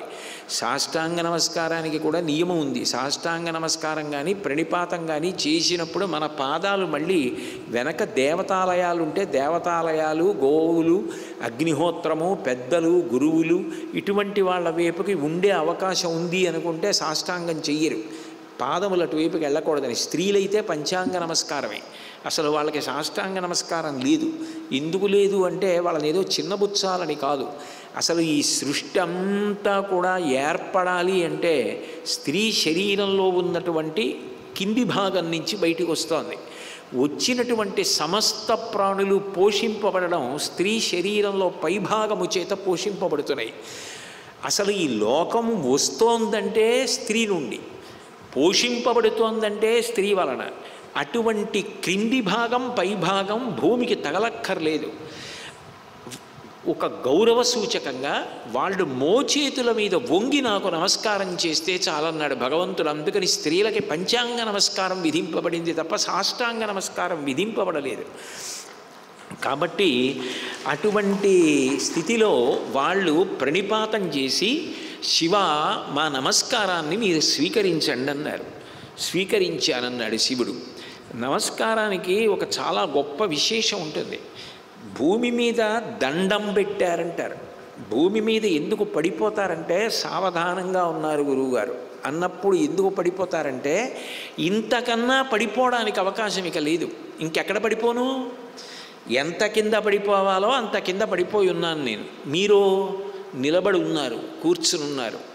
మీరు నన్ను ఉద్ధరించాలి. నన్ను ఉద్ధరించాలంటే మీరు వంగిన భుజాలు పట్టుకుని పైకెత్తాలి. మీకేం అవసరం, వంగవలసిన అవసరం అంటే నా కోసం ఎందుకు వంగాలి? నేను పడిపోయాను కాబట్టి. పడిపోయిన వాడిని ఉద్ధరించడానికి మీరు కారుణ్యమూర్తి, మీరు దయాశీలురు కాబట్టి మీరు నన్ను ఉద్ధరించండి అని చెప్పడానికి ప్రణిపాతం కానీ సాష్టాంగం కానీ చేస్తారు. నమస్కారం చేశారు అంటే దాని అర్థం ఏమిటంటే ఈ బుర్రలో ఎన్నో అక్కర్లేని ఆలోచనలు వచ్చాయి. ఆ వచ్చిన ఆలోచనలన్నీ ఈ చేతులతో చేసేసాను. ఎన్ని పాపకర్మలు చేసేసానో, ఇన్ని ఆలోచనలు మళ్ళీ వస్తూనే ఉన్నాయి, మళ్ళీ చేస్తూనే ఉన్నాను. ఈ బుద్ధి మీ బోధ చేత మార్చి ఈ తలలో మంచి ఆలోచనలు వచ్చి ఈ చేతుల చేత మంచి కర్మలు చేయించగలిగిన సమర్థులు మీరొక్కరే. మీ వాక్కులు అగ్నిహోత్రం, నా అజ్ఞానాన్ని దహిస్తాయి, నన్ను ఉద్ధరించండి, నా చేత మంచి పనులు చేయించండి అని చెప్పడానికి రెండు చేతులు కలిపి జ్ఞానేంద్రియ కర్మేంద్రియ సంఘాతమునకు మనసుతో కలిపి బుద్ధిని అహంకారాన్ని వాళ్ళ పాదముల దగ్గర న్యాసం చేస్తున్నానని చెప్పడానికి తల తాటించి నమస్కారం చేస్తారు. నమస్కార వైభవము అని నమస్కారం చేశారు అంటే అంత గొప్పది. భగవంతుడి దగ్గర నమస్కారం చేస్తే మనకు అవసరాలు ఉంటే అడగచ్చు. ఎందుకనంటే ఆయనే చెప్పాడు, అసలు నా దగ్గరికి వచ్చినటువంటి వాళ్ళు ఆర్తో జిజ్ఞాసురర్థార్థి జ్ఞానీచ భరతర్షభ. ఆర్తి కలిగిన వాళ్ళు జిజ్ఞాసువులు, అట్లాగే ఆపదలో ఉన్నవాళ్ళు, జ్ఞానము కావాలనుకున్నవా జ్ఞాని కూడా నా దగ్గరికి వస్తాడు. 4 రకాల వాళ్ళు ఆయనకి నమస్కారం చేయొచ్చు, దోషమేం లేదు. కానీ ఒక్క తల్లిదండ్రులకి నమస్కారం చేసినప్పుడు మాత్రం ఏమీ అడగవద్దని చెప్పింది శాస్త్రం. ఎందుకు అడగవద్దని చెప్పిందంటే అసలు నువ్వు తల్లిదండ్రుల కన్నా వేరుగా ఉన్నానని ఎట్లా అనుకుంటున్నావు, ఆ భావన రాకూడదండి. అందున మళ్ళీ తల్లిదండ్రుల్లో తల్లిది ఉత్కృష్ట స్థానం. ఇప్పుడు ఒకరి శరీరంలో కురుపు పుట్టిందనుకోండి, వైద్యుడు శస్త్రచికిత్స చేసి ఆ కురుపుని తొలగించి ఒక గాజు బీకర్లో పెట్టి తీసుకొచ్చి ఇది మీ అమ్మగారి కడుపులోంచి మేము బయటికి తీసేసినటువంటి కురుపు అని చూపించాడు అనుకోండి, అబ్బా ఇది మా అమ్మగారి శరీరంలో అంతర్భాగం, దీన్ని బయటికి తీసేసినా ఇది మా అమ్మ శరీరంలోంచి వచ్చింది, అంతకన్నా భిన్నం కాకుండా పోదు, ఆవిడ శరీరంలో అంతర్భాగం. అప్పుడు అమ్మ కడుపులోంచి వచ్చిన కొడుకు కానీ కూతురు కానీ అమ్మ కన్నా వేరు కాదు, అమ్మలో అంతర్భాగం. నాభీబంధం తెగిపోతుందేమో, పుట్టిన తర్వాత బొడ్డు కోసేస్తారేమో, హృదయబంధం మాత్రం తెగదు. అమ్మ అమ్మే. అటువంటి అమ్మ యొక్క రుణం తీరదు. తండ్రి రుణం ఇంకా ఒక యజ్ఞం ఉంది, అది చేస్తే తండ్రి రుణం తీరుతుంది, పితృ రుణం. అసలు తల్లి రుణం తీరడం అన్న మాట లోకంలో లేదు. అందుకని తల్లిదండ్రుల దగ్గరికి వెళ్ళి నమస్కారం చేసినప్పుడు నువ్వు ఏదీ అడగవద్దు. ఎందుకనంటే అవసరమైతే వాళ్ళు తమ శరీరాల్ని కూడా ఇచ్చేసి నువ్వు బాగుండాలని కోరుకుంటారు. తల్లి ఒక్కతే ఈ దేశంలో ఒక ఆశీర్వచనం చేస్తుంది, నా ఆయుర్దాయం కూడా పోసుకుని నువ్వు బ్రతకరా అంటుంది. అలా అనగలిగిన అమ్మని నువ్వు అడగడం ఎంత అన్యాయం. అందుకని అమ్మని అడగవద్దు. నాన్నగారు సాక్షాత్ శివుడు, త్యాగమూర్తి. ఆయన కలలో కూడా కోరుకునేది ఏంటంటే నేను నా కొడుకు చేతిలో ఓడిపోవాలి. పుత్రాదిచ్చేత్ పరాజయం, పరమశివుడు అంతటి వాడు కోరుకున్నాడు. నాకన్నా నా కొడుకు ఒక మెట్టు పైన నిలబడాలి. నేను ఏది సాధించానో అంతకన్నా ఎక్కువ సాధించి నాన్నగారు చూసారా ఇంత పైకి ఎదిగాను అని నాకు నమస్కారం చేస్తే నా కొడుకు నాకన్నా పైకి ఎక్కాడని నేను సంతోషించి వాడి చేతిలో ఓటమిని సన్మానంగా స్వీకరిస్తానంటాడు తండ్రి. అటువంటి తండ్రిని తల్లిని నువ్వేం అడుగుతావు? అడగవద్దంది. కాబట్టి భగవంతుడికి నమస్కారం చేసి అడగడం కాదు, నమస్కారం స్వీకరించమని ముందు అడగాలి. రామాయణం మనకి నేర్పుతుంది సంస్కారం. మనం ఏదైనా ఇచ్చామనుకోండి, వారు స్వీకరించాలి కదా. నాకేం వద్దులే బాబు అంటే ఏం తీసుకుంటారు? ముందు మనం ఎంత ప్రేమతో వారిని స్వీకరించమని అడుగుతున్నాం, ఎందుకు ఇస్తున్నాం అన్నది మన ప్రేమ భావన వ్యక్తం చెయ్యాలి. అది వాళ్ళు చేసిన గొప్పతనం. అందుకని దేవదేవ మహాదేవ లోకస్యాస్య హితేరత సురాణం ప్రణిపాతేన ప్రసాదం కర్తుమర్హసి. మా నమస్కారం స్వీకరించండి, మాకు అనుగ్రహం చేయండి. ఏం చేయాలి? నలోకా ధారయిష్యంతి తవ తేజ సురోత్తమ. బ్రహ్మేణ తపసాయుక్తో దేవ్యా సహ తపశ్చర త్రైలోక్య హితకామార్థం తేజస్తేజసి ధారయ. శివ, మీరు పార్వతీదేవితో కలిసి కొన్ని వేల దివ్య సంవత్సరములు క్రీడిస్తున్నారు. దాని వలన ఒక మహద్భూతము కానీ ఏర్పడితే మేము తట్టుకోలేము. అందుకని మీరు మీ తేజస్సుని మీ అందే నిలబెట్టండి. మీ తేజస్సు పార్వతీదేవి యందు ప్రవేశించకుండా చూడండి. మీరిద్దరూ కలిసి వేదములు ఏ మార్గం చెప్పాయో అట్లా బ్రాహ్మేణ తపసాయుక్తో వేదములు చెప్పిన రీతిలో తపస్సు చేస్తూ సంతోషాన్ని పొందండి. త్రైలోక్య హితకామార్థం. ఎందుకు అట్లా చేయాలి అంటే 3 లోకముల యొక్క హితం కోసం తేజసి ధారయ, మీ తేజస్సుని తేజస్సు ఎందే నిలబెట్టండి అని వాళ్ళు ప్రార్థన చేస్తే వెంటనే అందుకని ఆయనని శివుడు అన్నారు. వేదం ఆయన గురించి పంచబ్రహ్మమంత్రములని చెప్తుంది. అందులో ఒక మాట ఉంటుంది, ఈశాన సర్వ విద్యానాం ఈశ్వర సర్వభూతానాం బ్రహ్మాధిపతి బ్రహ్మణోధిపతి బ్రహ్మ శివో మే అస్తు సదాశివోం అంటుంది. సదాశివుడు, సదా విష్ణు సదా బ్రహ్మ అన్న మాటలు వాడరు, సదాశివ అంటారు. ఎందుకనంటే ఇంత దారుణంగా అడిగినా కూడా మీరు క్షేమంగా ఉండండి, మీరు సంతోషంగా ఉండండి, మీకేం కావాలో అదే చేస్తానని అనగలిగిన వాడెవరో ఆయన సదాశివుడు. కాబట్టి మీరు సంతోషంగా ఉండండి, సుఖంగా ఉండండి, మీరు కోరుకున్నట్లే జరుగుతుంది. అయితే యదిదం క్షుభితం స్థానాత్ మమ తేజోహ్యనుత్తమం ధారయిష్యతి కస్తన్మే బ్రువంతు సురసత్తమాహ. నా యందు కదిలిపోయిన తేజస్సు ఉంది. కదిలిపోయిన తేజస్సుని ఎవరు పట్టుకుంటారు మరి? అది చాలా చాలా ప్రకాశవంతమైనది, మహాత్మ్యము కలిగినది, శక్తివంతమైనది. దానిని పట్టగలిగిన వారెవరు అని అడిగాడు. యత్తేజ క్షుభితం ఏతత్తద్ధరా ధారయిష్యతి. లోకంలో దేన్నైనా పట్టగలగడం, దేన్నైనా భరించగలగడం అంటే వెంటనే గుర్తొచ్చేది ఎవరంటే భూమి. ఎందుకంటే ఆవిడ సంతోషాన్ని తిరస్కారాన్ని రెండింటినీ అంత ఓర్పుతో పిల్లలు అని పట్టేస్తుంది. మలమూత్రములు విసర్జించినా పడుతుంది, ఉమ్మి వేసినా పడుతుంది, ఆఖరికి పాదంతో తొక్కినా పడుతుంది. చిట్ట చివరికి ఇల్లు కట్టుకుందామని ఆమె గుండెల మీద గుణపంతో తవ్వి కన్నం పెట్టినా ఊరుకుంటుంది. పంటలు పండాలని నాగలితో రాపాడించినా ఊరుకుంటుంది. ఇన్ని తప్పులు ఓరుస్తుంది. చిట్ట చివర ఊపిరి ఆగిపోయిన తర్వాత అందరూ బయట పడుకోబెట్టేస్తే బిడ్డ అని పిలిచి తనలోనే కలుపుకుంటుంది. అంత ఓర్పు పట్టగలిగినది, అంత భరించగలిగినది భూమి. కాబట్టి వాళ్ళు ఉత్తర క్షణంలో దేవతలందరూ అన్నారు, ఏ తేజ క్షుభితం ఏ తత్తద్ధరా ధారయిష్యతి. భూమి పడుతుందా తేజస్సును అన్నారు. వెంటనే పరమశివుడు తన తేజస్సుని భూమి మీదకి స్ఖలనం చేశాడు. తతో దేవాః పునరిదం ఊచశ్చాదహుతాశనం ప్రవిశత్వం మహాతేజో రౌద్రం వాయుసమన్వితః. ఆ తేజస్సు భూమి అంతా పరివ్యాప్తమై కొండలు, పర్వతములు, నదులు, సముద్రములు అంతటా కూడా నూనె చుక్క నీళ్లల్లో పడితే ఎలా విస్తరిస్తుందో అలా విస్తరించింది. భూమి పట్టుకోలేకపోయింది శివతేజస్సుని. పట్టుకోలేక గజగజలాడిపోయి ఈ తేజస్సు చాలా భయంకరమైనటువంటి తీవ్రతతో ఉంది, దీనిని నేను పట్టలేను, విడిచిపెట్టేస్తున్నానంది. శివతేజస్సు నిరర్ధకం కాకూడదని దేవతలందరూ అగ్నిహోత్రుణ్ణి ప్రార్థించారు. నువ్వు వేడే కాబట్టి వాయువుతో కలిసి శివతేజస్సుని ఓ అగ్నిహోత్రుడా నీ యందు భద్రము చేయి అన్నారు. శివతేజస్సుని అగ్నిహోత్రుడు తీసుకున్నాడు. బహుశः ఇంత పవిత్రమైన సభలో నేను అలా అనాలని కాదు, కానీ మొట్టమొదటి స్పెరం బ్యాంక్ ఏమో అగ్నిహోత్రుడు సృష్టిలో. ఆయన శివతేజస్సుని తన యందు నిక్షిప్తం చేసుకున్నాడు. చేసుకున్న తర్వాత పార్వతీదేవి వచ్చింది. లోకంలో మర్యాద అనేటటువంటిది ఇంటి పెద్దవాళ్ళు పిల్లలకి నేర్పుతారు. పరమశివుడు అంత ఉదారంగా వరాన్నిచ్చి ఊరుకుని ఉండవచ్చుగాక, కానీ ఇది లోకంలో అలవాటైతే అటువంటి అలవాటు ఉండకూడదు.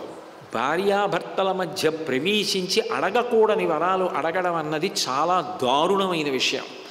వేరొక్కసారి ఇటువంటి సందర్భం ఏర్పడడం కానీ ఇటువంటి మాటలు రావడం కానీ జరగకుండా కట్టడి చెయ్యాలనుకుంది పార్వతీదేవి. అందుకని ఆ తల్లి ఆగ్రహించినట్టుగా ప్రవర్తించి యస్మాన్ నివారితా చైవ సంహతి పుత్రకామ్యయ అపత్యం స్వేషు దారేషు తస్మాన్నోత్పాదయిష్యత. లోకంలో ఏ భార్యాభర్తలైనా కోరుకునేది సంతానాన్ని కోరుకుంటారు. అసలు వివాహం చేసుకోవడానికి సంకల్పం ఏమిటి అంటే ధర్మ ప్రజా నాకు ధార్మికమైన సంతానము కలగడం కొరకు ఈమెని పత్నిగా స్వీకరిస్తున్నాను అని సంకల్పం చెప్తాడు. అటువంటిది సంతానం మీరు కనవద్దు అని అడ్డు రావడానికి మీరెవరు? మీరు అసలు అలా అడ్డు రాకూడదు. మీరు అటువంటి వరాలు అడగకూడదు. మీరు ఇటువంటి వరాలు అడిగారు కాబట్టి ఇక పైన మీ భార్యల యందు మీకు సంతానము కలగకుండుగాక. అందుకని దేవతలు 33 కోట్ల మందే ఎప్పటికీ, ఇక ఆ సంఖ్య పెరగలేదు. కారణం ఇక దేవతలకి సంతానం కలగదు కాబట్టి తస్మాన్నోత్పాదయిష్యధ. భూమి వంక చూసింది. పరమశివుడి యొక్క తేజస్సుని నేను పడతానని ముందుకొచ్చి స్వీకరించావే, ఎంత దారుణమైన విషయం. నా భర్త తేజస్సుని స్వీకరించి భరించడానికి నువ్వెవరు? అవనేనైక రూపాత్వం బహుభార్యా భవిష్యసై నచపుత్ర కృతాం ప్రీతిం మత్క్రోధ కలుషీకృత ప్రాప్యసిత్వం సుదుర్మేధే మమ పుత్రమనిచ్చతి. భూమిని శపించింది. ఓ భూదేవి, నువ్వు నా భర్త తేజస్సుని పట్టడానికి ఒప్పుకున్నావు దేవతలు ప్రతిపాదిస్తే, కాబట్టి నిన్ను శపిస్తున్నాను. బహుభార్య భవిష్యసి, ఏకకాలమునందు అనేక మంది భర్తలకు నీవు భార్య వగుదువుగాక. ఎందుకనంటే భూమిని అనేక మంది పరిపాలన చేస్తారు. భూమి ఒక్కటే కానీ కురు పాంచాల కోసల కాశీ వజ్జి మల్ల అంగా మగధ వత్స మచ్చ చేది అవంతి గాంధార కాంభోజ సౌరాష్ట్ర ఆశ్వక ఇట్లా ఎన్నో రాజ్యాలు. ఇన్ని రాజ్యాలకి రాజులు ఉంటారు. ఇంతమంది రాజుల్ని భూమిపతులని అంటారు. భూపతి అంటారు. అప్పుడు ఒక్క భూమికి ఎంతమంది పతులు అయ్యారు? అందుకని భూదేవికి పార్వతీదేవి ఇచ్చిన శాపం. కాబట్టి అవనే నైకరూపాత్వం బహుభార్యా భవిష్యసి. నువ్వు అంతటా ఒక్కలా ఉండవు, అనేక రూపాలు పొందుతావు. అందుకే పీఠభూములు, చౌడు నేలలు, ఎడారులు, మైదానాలు, ఇన్ని భూముల కింద భూమి మారింది. నచపుత్ర కృతాం ప్రీతిం మత్క్రోధ కలుషీకృత. లోకంలో ఏ తల్లైనా కోరుకునేది ఏమిటంటే బిడ్డల వలన తాను సంతోషాన్ని పొందాలి. బిడ్డల వలన తాను సంతోషం పొందడం అన్న మాటకు అర్థం ఏమిటి? మీరు నా మెడలో తాళి కట్టి పాణిగ్రహణం చేసినందుకు మీరు పెద్దవారైపోయిన తర్వాత భుజం మీద చెయ్యేసుకుని నడవడానికి ఇదిగో మీకు కొడుకుని కనిచ్చాను, మీకు ఉత్తరాధికారినిచ్చాను. మీరు మీ కొడుకుని చూసుకొని ఆత్మావై పుత్రనామాసి, మీరు సంతోషంగా ప్రశాంతంగా ఉండడానికి కొడుకునిచ్చానని మురిసిపోతుందిట భార్య. అందుకని కొడుకుల వలన ప్రీతి పొందాలి తల్లి. అది లోకంలో ప్రతి తల్లికి ఉంటుంది, ఒక్క నీకు తప్ప అంది. ఎందుకని? భూమికి భూపతి ఉంటాడు రాజు, ఆయనకు ఒక కొడుకు పుడతాడు యువరాజు. అప్పుడు భూదేవికి ఆయన ఏమవుతాడు? కొడుకు అవుతాడు. కానీ ఆ భూపతి మరణించిన తర్వాత పిల్లవాడేమవుతాడు? భూపతి అవుతాడు. కొడుకు పతి స్థానంలోకి వస్తున్నాడు. అంతకన్నా దారుణమైన విషయం లోకంలో ఎక్కడుంటుంది? కొడుకు వలన సంతోషాన్ని పొందకుండా కొడుకు పతిస్థానంలోకి రావడం అన్నది నీ ఒక్కదాని విషయంలోనే అన్వయం అవుతుంది. అందుకని మత్క్రోధ కలుషీకృత నచపుత్ర కృతాం ప్రీతిం, పుత్రుల వలన నీవు సంతోషమును పొందకుండెదవుగాక. ప్రాప్యసిత్వం సుదుర్మేధే మమ పుత్రమనిచ్చతి. నాకు బిడ్డలు కాకుండా నా భర్త తేజస్సు నువ్వు భరించావు కాబట్టి ఇది లోక విరుద్ధమైన విషయం కాబట్టి అటువంటి కోరిక పుట్టకూడదు కాబట్టి అంగీకరించకూడదు కాబట్టి అది కీర్తికారకం కాకూడదు కాబట్టి నిన్ను శపిస్తున్నాను. అంటే భవిష్యత్తులో ఎప్పుడైనా ఎక్కడైనా సంస్కారము, నాగరికత, సంస్కృతి అన్నదానికి ఏ హద్దులు ఉండాలో ఆ హద్దులు దాటితే ఎంత ప్రమాదమో ఇక జరగకూడదని పార్వతీదేవి అంత తీవ్ర శాపాన్ని ఇచ్చింది. అక్కడుంది ఈ దేశ సంస్కృతి అంతా. కాబట్టి ఇది విన్నాడు శివుడు. ఆయన ఇప్పుడు ప్రశాంత చిత్తుడు. తాన్ సర్వాన్ వ్రీళితాన్ దృష్ట్వా సురాన్ సురపతిస్తదా గమనాయోపచక్రామ దిశం వరుణపాలితాం. పరమశివుడు పార్వతీదేవిని తీసుకొని పశ్చిమ దిక్కుగా బయలుదేరి వెళ్ళిపోయి హిమాలయ పర్వతాలకి ఉత్తరాన ఉన్నటువంటి ఒక పెద్ద శిఖరం మీద కూర్చుని తపస్సు ప్రారంభం చేశాడు. ఈలోగా కొంతకాలం అయిపోయింది. దేవతలందరూ వ్రీళితాన్ సిగ్గుపడిపోయి వెళ్ళిపోయారు. ఈలోగా తారకాసురుడు బయలుదేరాడు. ఆయన ఒక పెద్ద రాక్షసుడు. ఆయన తనకున్న వరం చేత దేవతల్ని ఋషుల్ని అందరినీ రావణాసురుడు ఎలా బాధ పెట్టాడో అలా బాధ పెట్టాడు. రాక్షసులు చాలా తెలివితేటలుగా ప్రవర్తించామని అనుకుంటూ ఉంటారు. ఆయన చతుర్ముఖ బ్రహ్మగారి గురించి తపస్సు చేసి ఒక వరం అడిగాడు. నాకు పార్వతీ పరమేశ్వరుల వలన సంతానము కలిగినప్పుడు, అంటే వారికి సంతానము కలిగినప్పుడు నాకు మృత్యువు కలగాలి. నాకు మృత్యువు కలగడం అన్న మాట ఎప్పుడు అంటే పార్వతీ పరమేశ్వరుల యొక్క కుమారుడైతే, అందుకని కుమార అని పిలుస్తారు. కుమారుడు కలిగితే ఆయన చేతిలో నేను మరణిస్తాను, లేకపోతే బ్రహ్మ సృష్టిలోని వారి వలన నాకు మరణము లేకుండుగాక. తపస్సు చేసిన తర్వాత దేవతలకుండే కర్తవ్యం దేవతలకు ఉంటుంది కాబట్టి తథాస్తు అన్నారు బ్రహ్మగారు. ఇప్పుడు బ్రహ్మ సృష్టిలో వాళ్ళు ఎవ్వరూ ఆయన్ని ఏమీ చేయలేరు. మళ్ళీ సృష్టి అంటూ జరిగి ఆయనని చంపాలంటే పార్వతీ పరమేశ్వరులకు పుత్రులు కలగాలి. పార్వతీ పరమేశ్వరులకు పుత్రులు కలగకూడదని దేవతలు ప్రార్థన చేశారు కాబట్టి వాళ్ళు తపస్సుకి వెళ్ళిపోయారు. ఇప్పుడు వాళ్ళ దగ్గరికి వెళ్ళి, ఏమండి తారకాసురుడు మమ్మల్ని ఇబ్బంది పెట్టేస్తున్నాడు, మీకు కొడుకు పుట్టాలి, సేనాపతి అవ్వాలి, తారకాసుర సంహారం చెయ్యాలి, అందుకని మీరు పుత్రుడిని ప్రసాదించండి అని అడగేంత ధైర్యం ఎవరికి ఉంది? ఇప్పుడు మళ్ళీ పార్వతీదేవి దగ్గరికి వెళ్ళడమే, పరమశివుడి దగ్గరికి వెళ్ళడమే. అందుకని వాళ్ళు వెళ్ళరు. కాబట్టి ఇంకా తారకాసురుడికి ఎదురు లేదు, ఆయన విజృంభించి ఉన్నాడు. ఇప్పుడు వాళ్ళకి మార్గం ఏమిటి? ఎట్లా కలుగుతాడు సేనాపతి? అందుకని వాళ్ళందరూ కలిపి బ్రహ్మగారి దగ్గరికి వెళ్ళారు. అయితే ఇక్కడ మీ అందరికీ ఒక అనుమానం వస్తుంది. అసలు ఈ దేవతలు ఎందుకండి వెళ్ళి అడిగారు పార్వతీ పరమేశ్వరుల్ని? అసలు అలా అడగకపోతే ఏ గొడవ లేదు కదా, ఇన్ని శాపాలు లేవు, ఏమీ లేవు, ఇదేమో ఆలోచన, అసలు వెళ్ళడం ఏమిటి, అడగడం ఏమిటి, ఎందుకు వచ్చింది? ఒక మహద్భూతం పుట్టిందనుకోండి, దాని సంగతి పార్వతీ పరమేశ్వరులు చూడరా? వాళ్ళు కట్టడి చేయరా? వాళ్ళకి లోకానుగ్రహం తెలీదా? వీళ్ళు వెళ్ళి అడగాల? వీళ్ళు ఎందుకు అడిగారు అని. అయితే ఏదైనా జరిగితే దాని వెనక ఏదో ఒక విచిత్రమైన విషయం ఉంటుంది. నేను రామాయణంలో ఉన్నటువంటి స్కందోత్పత్తిని త్రిపురా రహస్యము, శివమహాపురాణము మొదలైన వాటితో కలిపి మీకు చెప్తే తప్ప ఇది సమగ్రతని సంతరించుకోదు. అందుకని నేను త్రిపురా రహస్యాన్ని కూడా కలిపి సంక్షిప్తంగా మీకు ప్రతిపాదించడానికి ప్రయత్నం చేస్తాను. సనత్కుమారుల వారని బ్రహ్మమానసపుత్రుడు. ఆయన ఎప్పుడూ చిన్నపిల్లవాడిగానే ఉంటాడు. అంటే అంతటి బ్రహ్మజ్ఞాని, అంతటి బ్రహ్మజ్ఞాని అయినటువంటి సనత్కుమారుల వారు ఎప్పుడూ బ్రహ్మమునందు రమిస్తూ ఉంటాడు. యోగరతో వా భోగరతో వా సంగరతో వా సంగవిహీన యస్య బ్రహ్మణి రమతే చిత్తం నందతి నందతి నందత్యేవ. ఎప్పుడూ ఆనందమే, బ్రహ్మము తప్ప అసలు రెండవ వస్తువు ఆయనకు ఉండదు, అంతటా బ్రహ్మమే. అట్లా రమించేటటువంటి ఆయనకి ఒకరోజు అకస్మాత్తుగా ఒక కల వచ్చింది. ఆ కలలో తాను దేవసేనాపతి అయి రాక్షసుల్ని సంహరిస్తున్నట్టు కల వచ్చింది. ఆయన ఆశ్చర్యపోయారు.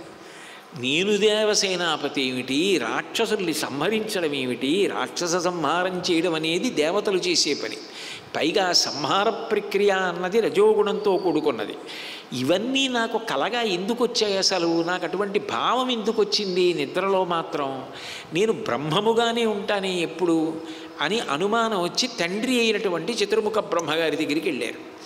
వెళ్ళి చతుర్ముఖ బ్రహ్మని అడిగారు, నాకు తండ్రి ఇటువంటి కళ ఎందుకు వచ్చిందని. అడిగితే ఆయన అన్నారు, వాసనాబలం అన్నది ఎంతటి వాడిని విడిచిపెట్టదు. నీకు ఒక్క వాసన ఉండిపోయింది. వాసన అంటే ఏదో మల్లెపువ్వు వాసన, జాజి పువ్వు వాసన అని కాదు. గత జన్మలలో చేసినటువంటి కర్మల యొక్క అనుభవాలు కొన్ని ఉండిపోయి ఈ జన్మలో కూడా వెంట వస్తాయి. వాటిని వాసనలు వెంట తరువుకొచ్చాయి అంటారు, వాసనాబలం అంటారు. నువ్వు గత జన్మలో వేదం బాగా చదువుకున్నావు. ఆ వేదం చదివేటప్పుడు దేవదానవ యుద్ధం గురించి ప్రస్తావన వస్తుండేది. నీకు ఒక రోజున ఒక తీవ్రమైన కోరిక కలిగింది. అసలు ఈ దానవులు మళ్ళీ మళ్ళీ తలెత్తకుండా నేను దేవసేనాపతినై శాశ్వతంగా ఈ రాక్షసుల్ని మట్టు పెట్టేస్తే అని ఒక ఆలోచన చేశావు. అది ఎక్కడో అంతర్లీనంగా గుప్తంగా చిన్న నిప్పు రవ్వలా ఉండిపోయింది.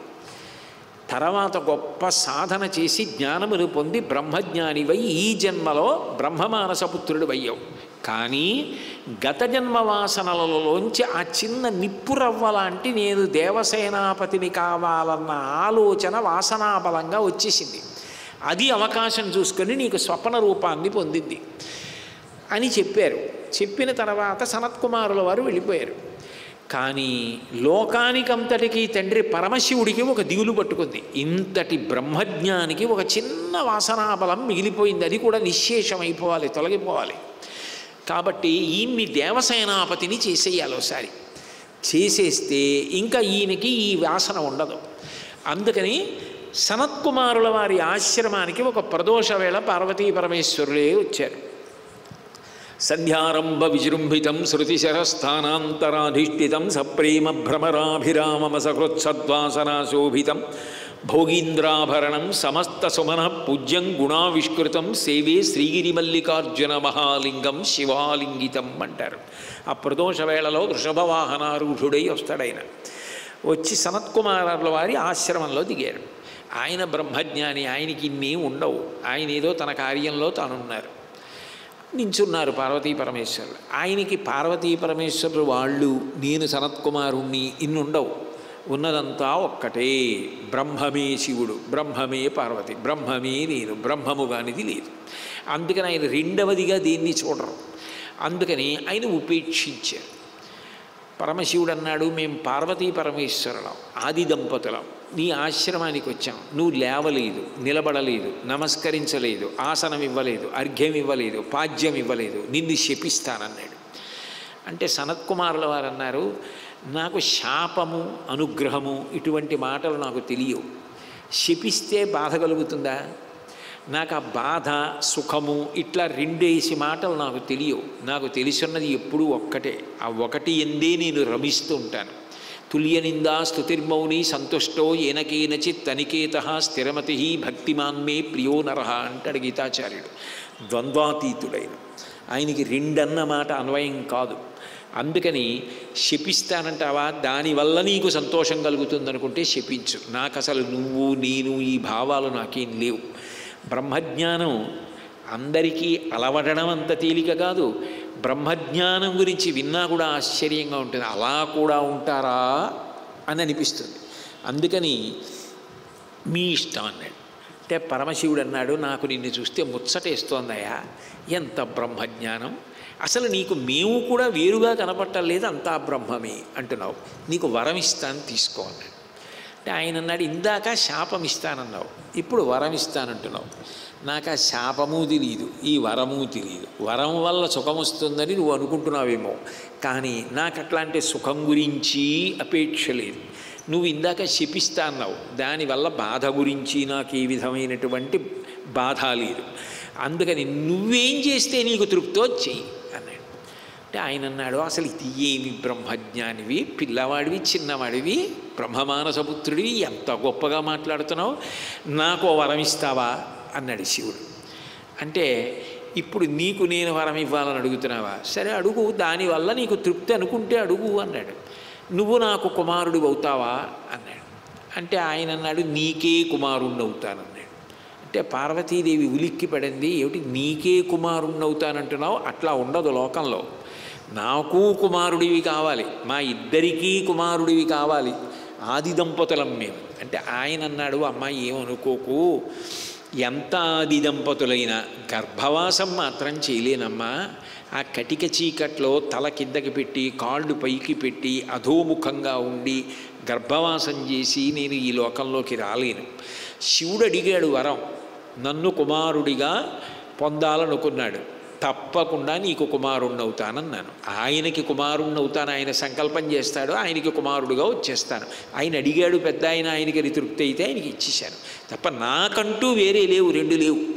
అందుకని ఆయన అదృష్టం, ఆయన అలా అడిగారు, ఇచ్చాను, ఆయనకి కుమారుణ్ణి అవుతానన్నారు. పార్వతీదేవి అందే అలా ఉండదు, లోకంలో ఒక ధర్మం ఉంది, నువ్వు అది కూడా ఆలోచించాలి. ఎంత జ్ఞానివైనా లోకధర్మం ఉంది. దంపతుల్లో ఆయనకి కొడుకు నాకు కొడుకు కాదన్న మాట అన్వయం అవ్వదు, ఇద్దరికీ కొడుకు అవ్వాలి. పైగా నీలాంటి బ్రహ్మజ్ఞాని కొడుకుగా వస్తుంటే నాకు కొడుకవ్వాలన్న కోరిక నాకే ఎక్కువ ఉంటుంది తల్లిని. అంతేగాని ఆయనకి కొడుకు ఏమిటి నాకు కాకపోవడం ఏమిటి, అలా ఉండదు, నువ్వు నాకు కొడుకు కావలసిందే. అమ్మ ఇంకో మాట ఏమైనా ఉంటే చెప్పు, అట్లా వస్తాను, కానీ గర్భవాసం మాత్రం వద్దమ్మా అన్నాడు ఆయన.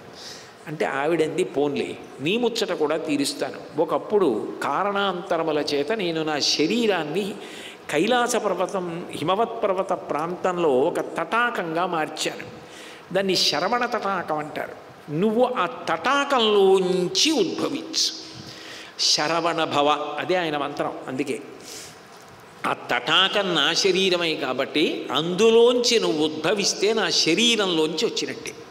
తల్లికి కుమారుడవే, తల్లి కన్నా వేరు కావు అప్పుడు. కాబట్టి నాలోంచే నువ్వు ఉద్భవించినట్టు అవుతుంది, మా ఇద్దరికీ కుమారుడవు అవుతావు అని. తప్పకుండానమ్మా, దాని చేత మీ ఇద్దరికీ ఆనందం కలుగుతుందంటే అట్లాగే అన్నాడు. అక్కడ బయలుదేరింది కథ. అందుకని దేవతల యొక్క బుద్ధి అట్లా ప్రచోదనం పొందింది. ఇప్పుడు పార్వతీ పరమేశ్వరుల ఇద్దరి వలన కుమారుడు కలిగేటప్పుడు పార్వతీదేవి యొక్క గర్భము నుండి సంజాతుడు కాకూడదు. అట్లాగని తారకాసుర సంహారం జరగాలంటే పార్వతీ పరమేశ్వరులకి కుమారుడిగా రావాలి. అంటే ఇప్పుడు సనత్కుమారుల వారికి పరమేశ్వరుడు కోరుకున్నటువంటి వరం నిజం కావాలి, నిజమై కుమారుడిగా రావాలి. అందుకని ఇప్పుడు పార్వతీ పరమేశ్వరులు ఇద్దరి మధ్య జరగవలసిన సంయోగ ప్రక్రియ గురించినటువంటి ప్రతిపాదనే అనవసరం. కావలసినది ఏమిటంటే షణ్ముఖోత్పత్తి జరగాలి. అందుకే షణ్ముఖోత్పత్తి అంత క్లిష్టమైనటువంటి విషయం, అనేక విషయాల్ని అందులోకి కలిపితే తప్ప అర్థం కాకుండా విషయం షణ్ముఖోత్పత్తి పాఠం. కాబట్టి ఇప్పుడు వీళ్ళందరూ చతుర్ముఖ బ్రహ్మగారి దగ్గరికి వెళ్ళారు దేవతలు. వెళ్ళి ఆ తారకాసురుడి ఉద్ధతిని మేము భరించలేకపోతున్నాం, కాబట్టి పార్వతీ పరమేశ్వరులకు కుమారుడు కలగాలి, కలిగితే తప్ప తారకాసురుడు సంహరింపబడడం. ఎట్లా కలుగుతాడా కుమారుడని అడిగారు. అడిగితే ఆయన అన్నాడు, మీ భార్యల వలన పిల్లలు జనించరు, కారణం పార్వతీదేవి శాపం ఉంది. శివ తేజస్సు ఎక్కడుంది? అగ్నిహోత్రుడి దగ్గర ఉంది. భూమి అంతటా పరివ్యాప్తమైపోతే భూమి పట్టలేనంటే శివ తేజస్సుని అగ్నిహోత్రమునందు నిక్షేపించి ఉంచాం. ఇప్పుడు ఆ తేజస్సుని వాడుకోవాలి, శివ తేజస్సుని వాడుకుని కుమారుణ్ణి పొందాలి. కానీ మీ భార్యల ఎవ్వరికీ కూడా సంతానం కలగదు. పైగా శివ తేజస్సుని మీ ఎవరి భార్యల యందైనా ప్రవేశపెట్టే ప్రయత్నం చేస్తే పార్వతీదేవి జ్ఞాపకం రాగానే ఎవరు ఒప్పుకోరు, ఎవ్వరూ ధరించరు. ఎందుకనంటే భూమి ఎంత శాపాన్ని పొందింది. కాబట్టి ఇప్పుడు తేజస్సు ఉన్నది, క్షేత్రము లేదు, పట్టగలిగిన క్షేత్రం లేదు లోకంలో. దీనికి పరిష్కారం ఒక్కటే కనపడుతోంది. జ్యేష్ఠా శైలేంద్రతనయ మానయిష్యతి తత్సుతం ఉమయాహ తద్బహుమతం భవిష్యతి న సంశయ. హిమవంతునికి ఇద్దరు కుమార్తెలు. పెద్ద కుమార్తె గంగ, రెండవ కుమార్తె పార్వతీదేవి. పార్వతీదేవిని పరమశివుడికిచ్చి వివాహం చేశాడు.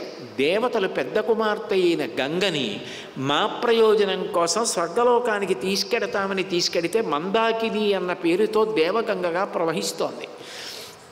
ఇప్పుడు ఉన్న ఒకే ఒక మార్గం ఏమిటంటే అగ్నిహోత్రుడి దగ్గర ఉన్నటువంటి శివ తేజస్సుని గంగాదేవి యందు నిక్షేపించాలి. గంగకి కుమారుడు కలిగితే పార్వతీదేవికి అక్కగారి కొడుకు కాబట్టి తనకి కొడుకే, కొడుకు వరసే అవుతాడు కాబట్టి తన కుమారుడి వరసే అవుతాడు కాబట్టి శివ తేజస్సు పరకాంత వలన శిశుజననానికి కారణం కాలేదు కాబట్టి తన కుమారుడిగా అంగీకరిస్తుంది, శపించదు అక్కని. కాబట్టి ఇంతమంది వెళ్ళి గంగమ్మ దగ్గరికి అగ్నిహోత్రుడి దగ్గర ఉన్న శివ తేజస్సుని నువ్వు భరించి గర్భం ధరించని అడిగే విషయం కాదు ఇది. దేవతా కార్యం కోసం అగ్నిహోత్రుడు ఒక్కడే వెళ్ళి అడగాలి తప్ప ఇది 10 మంది వెళ్ళి ప్రార్థన చేసే విషయం కాదు. కాబట్టి మీరందరూ కలిసి అగ్నిహోత్రుణ్ణి గంగమ్మ దగ్గరికి పంపండి అన్నారు. అంటే దేవతలందరూ అగ్నిహోత్రుణ్ణి ప్రార్థన చేశారు, నీ యందు ఉన్న శివ తేజస్సుని గంగ యందు ప్రవేశపెట్టన్నారు. అంటే అగ్నిహోత్రుడు గంగమ్మ దగ్గరికి వెళ్ళాడు. గర్భం ధారయ వైదేవి దేవతానామిదం ప్రియం తస్య తద్వచనం శ్రుత్వా దివ్యం రూపమధారయత్. ఇది దేవతల యొక్క కార్యం. అమ్మా నేనేదో నా సంతోషం కోసం నా దగ్గర ఉన్న శివ తేజస్సుని నీ యందు ప్రవేశపెట్టట్లేదు. కేవలం దేవతల కార్యం నెరవేరాలి, తారకాసుర సంహారం జరగాలి, దాని కొరకు నిన్ను ప్రార్థన చేస్తున్నాను. నా దగ్గర ఉన్న శివ తేజస్సుని నీ యందు ప్రవేశపెడతాను, నువ్వు ధరించి గర్భాన్ని పొందు అన్నాడు. ఆవిడ దివ్యం రూపమధారయత్, ఆవిడంది స్వీకరిస్తాను, నేను దివ్యమైన రూపాన్ని ధరించి నీ నుండి ఆ తేజస్సుని స్వీకరిస్తాను. మళ్ళీ అదొక సృష్టి సంబంధమైన విశేషం. పరమేశ్వరుడు సృష్టికి పూర్వంలో సంతోషాన్ని ఏర్పాటు చేశాడు. ఎందుకనంటే ప్రహృష్టత లేని సృష్టిలో వైక్లభ్యాలు ఉంటాయి. దంపతుల మధ్య సంతోషం లేదనుకోండి, దాని వలన ఏర్పడేటటువంటి ప్రాణి తెలివితేటలతో, బుద్ధి వికసనంతో, సమర్థతతో కూడినది కాకపోవచ్చు. నేను ఒక వైద్యుడిని అడిగితే ఇది పరమయదార్థం అండి అని చెప్పాడు. అందుకని పరమేశ్వరుడు సృష్టి యందు సంతోషాన్ని కల్పించాడు. కాబట్టి దివ్యం రూపమధారయత్, ఆవిడ ప్రహృష్టతతో మంచి రూపాన్ని ధరించి వచ్చి అగ్నిహోత్రుడి దగ్గర తేజస్సుని స్వీకరించింది. స్వీకరించిన తరువాత శివ తేజస్సు గంగయందంతటా పరివ్యాప్తమైంది. అశక్తాధారణే దేవా తవ తేజస్సముద్ధతం దహ్యమానాగ్నినాతేన సంప్రవ్యధిత చేతన. ఆవిడంది నేను అశక్తురాలనైపోతున్నాను, అశక్తాధారణే దేవా, ఈ శివ తేజస్సుని నా యందు భరించలేకపోతున్నాను. నేను ఎంత గంగమ్మనైనా, ఎంత చల్లని దాన్నైనా, ఎంత నీటి స్వరూపం పొందినాన్నైనా ఉడికిపోతున్నాను, ఈ శివ తేజస్సుని పట్టలేకపోతున్నాను. అందుకని నేను భరించలేను. ఎక్కడ వదిలిపెట్టేసేయమంటావు చెప్పు ఏర్పడిన పిండ అన్నది. అంటే ఆయన అన్నాడు, అంత పట్టలేకపోతే బాధపడవద్దు, నువ్వు హిమవత్ పర్వత ప్రాంతంలో ఉన్న శిఖరం దగ్గర వదిలిపెట్టేసేయి అన్నాడు. వెంటనే గంగమ్మ ఆ గర్భాన్ని అక్కడ వదిలిపెట్టేసి దేవతలందరూ ఖిన్నులైపోయారు. ఎందుకని? ఉన్న శివ తేజస్సు అదొక్కటే అగ్నిహోత్రుడి దగ్గర ఉంది, అది గంగలోకి వెళ్ళిపోయింది. గంగమ్మ నేను కనలేనని చెప్పి గర్భాన్ని తీసుకెళ్ళి హిమవత్ పర్వతం మీద వదిలిపెట్టేసింది. ఇప్పుడు సంతానం కానీ కలగలేదనుకోండి, ఇక వాళ్ళు పార్వతీ పరమేశ్వరుల దగ్గరికి వెళ్ళలేరు, ఇక తారకాసురుడికి మరణం లేదు, ఇక చరిత్ర తిరగవ్రాయబడింది, రాక్షసులదే రాజ్యం, ఎవరు ఏమీ చేయలేని పరిస్థితి. అందరికీ ఆఖరి ఆశ ఏమిటంటే అక్కడ వదిలిపెట్టింది కదా, అందులోంచి ఏమైనా ఆశ్చర్యం జరిగి అందులోంచి ఏమైనా కుమారుడు వస్తాడా అని ఎదురు చూస్తున్నారు. కాంచనం ధరణీం ప్రాప్తం హిరణ్యమమలం శుభం. చిత్రం ఏంటంటే అందులోంచి బంగారు కాంతులు వచ్చాయి. పర్వతం అంతా కూడా కాంతులతో నిండిపోయి, చెట్లు, పర్వతం, కొండ అంతా కూడా బంగారు కాంతులతో నిండిపోయి బంగారు చెట్లు అయిపోయాయా అనిపించింది. సర్వం పర్వత సన్నద్ధం సవర్ణ భవత్వనం జాతరూపమితిఖ్యాతం తదా ప్రభృతి రాఘవ సువర్ణం పురుషవ్యాఘ్ర హుతాశన సమప్రభం తృణ వృక్షలతా గుల్వం సర్వం భవతి కాంచనం.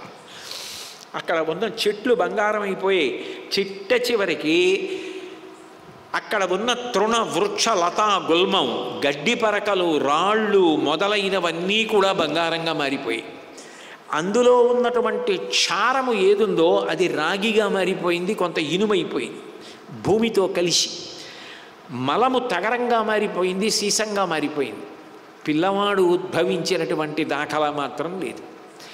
అందులోంచి తదగ్నినా పునర్వ్యాప్తం సంజాత శ్వేతపర్వత దివ్యం శరవణంచైవ పావకాదిత్య సన్నిభం యత్ర జాతో మహాతేజా కార్తికేయోగ్ని సంభవ అధోమాంచ శివంచైవ దేవాస్సర్షి గణాస్తదా పూజయామాసురత్యర్థం సుప్రీత మనసస్తతః.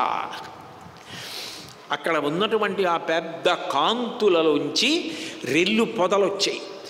తెల్లటి బూది పర్వతం ఒకటి ఏర్పడింది. ఆ శరవణ తటాకంలోంచి సుబ్రహ్మణ్యుడు ఒక్కసారి బాలసుబ్రహ్మణ్య స్వరూపంతో స్వామి పైకి లేచాడు. ఆ పిల్లవాడిని చూడగానే అమ్మయ్యా పిల్లవాడు ఏర్పడ్డాడు, ఈయన దేవసేనాపతి అవుతాడు, తారకాసుర సంహారం అవుతుందని 3 లోకాలలో ఉన్న వాళ్ళందరూ కూడా ఊపిరి పీల్చుకున్నారు. పుడుతూనే ఇంతమందికి సంతోషాన్ని కల్పించిన మహానుభావుడు సుబ్రహ్మణ్యుడు. అందుకని గర్భిణీ స్త్రీలందరూ కూడా షణ్ముఖోత్పత్తి చదువుతారు. కుమార సంభవం కాళిదాసు గారు వ్రాసింది చదవరు.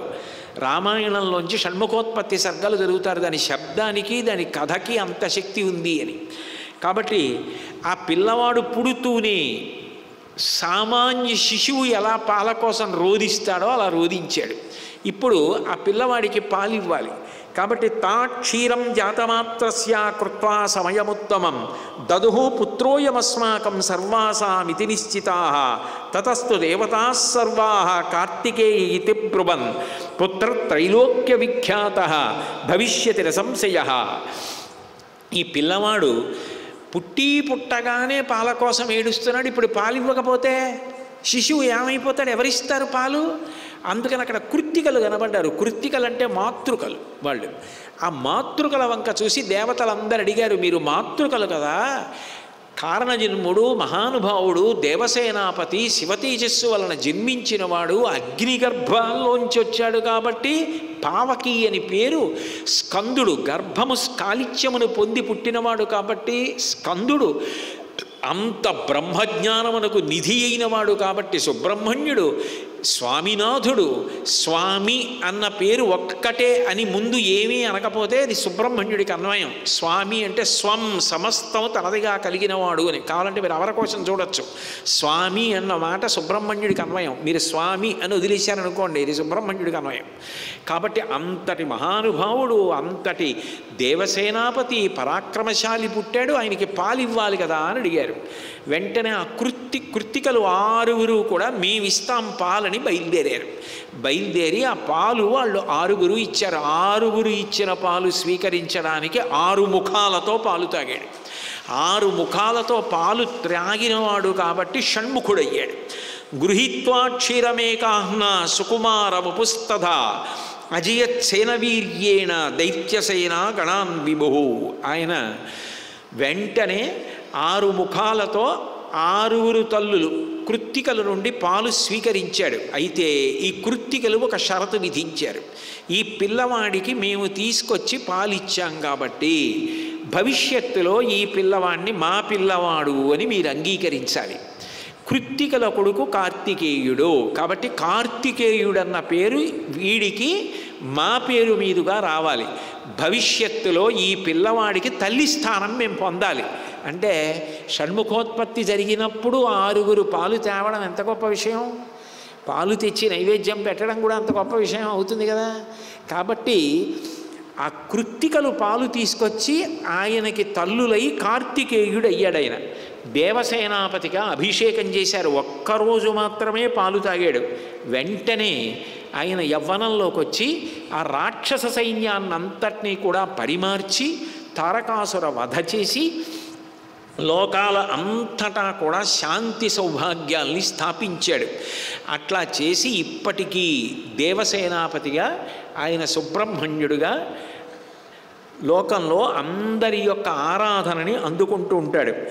వాల్మీకి మహర్షి రామాయణంలో అంటారు, కుమార సంభవశ్చైవ ధన్య పుణ్యస్తథైవ చ భక్తశ్చయ కార్తికేయే కాకుచ్చ భువిమానవ ఆయుష్మాన్ పుత్ర పౌత్రైశ్చ స్కంద సాలోక్యతాం వ్రజేత్.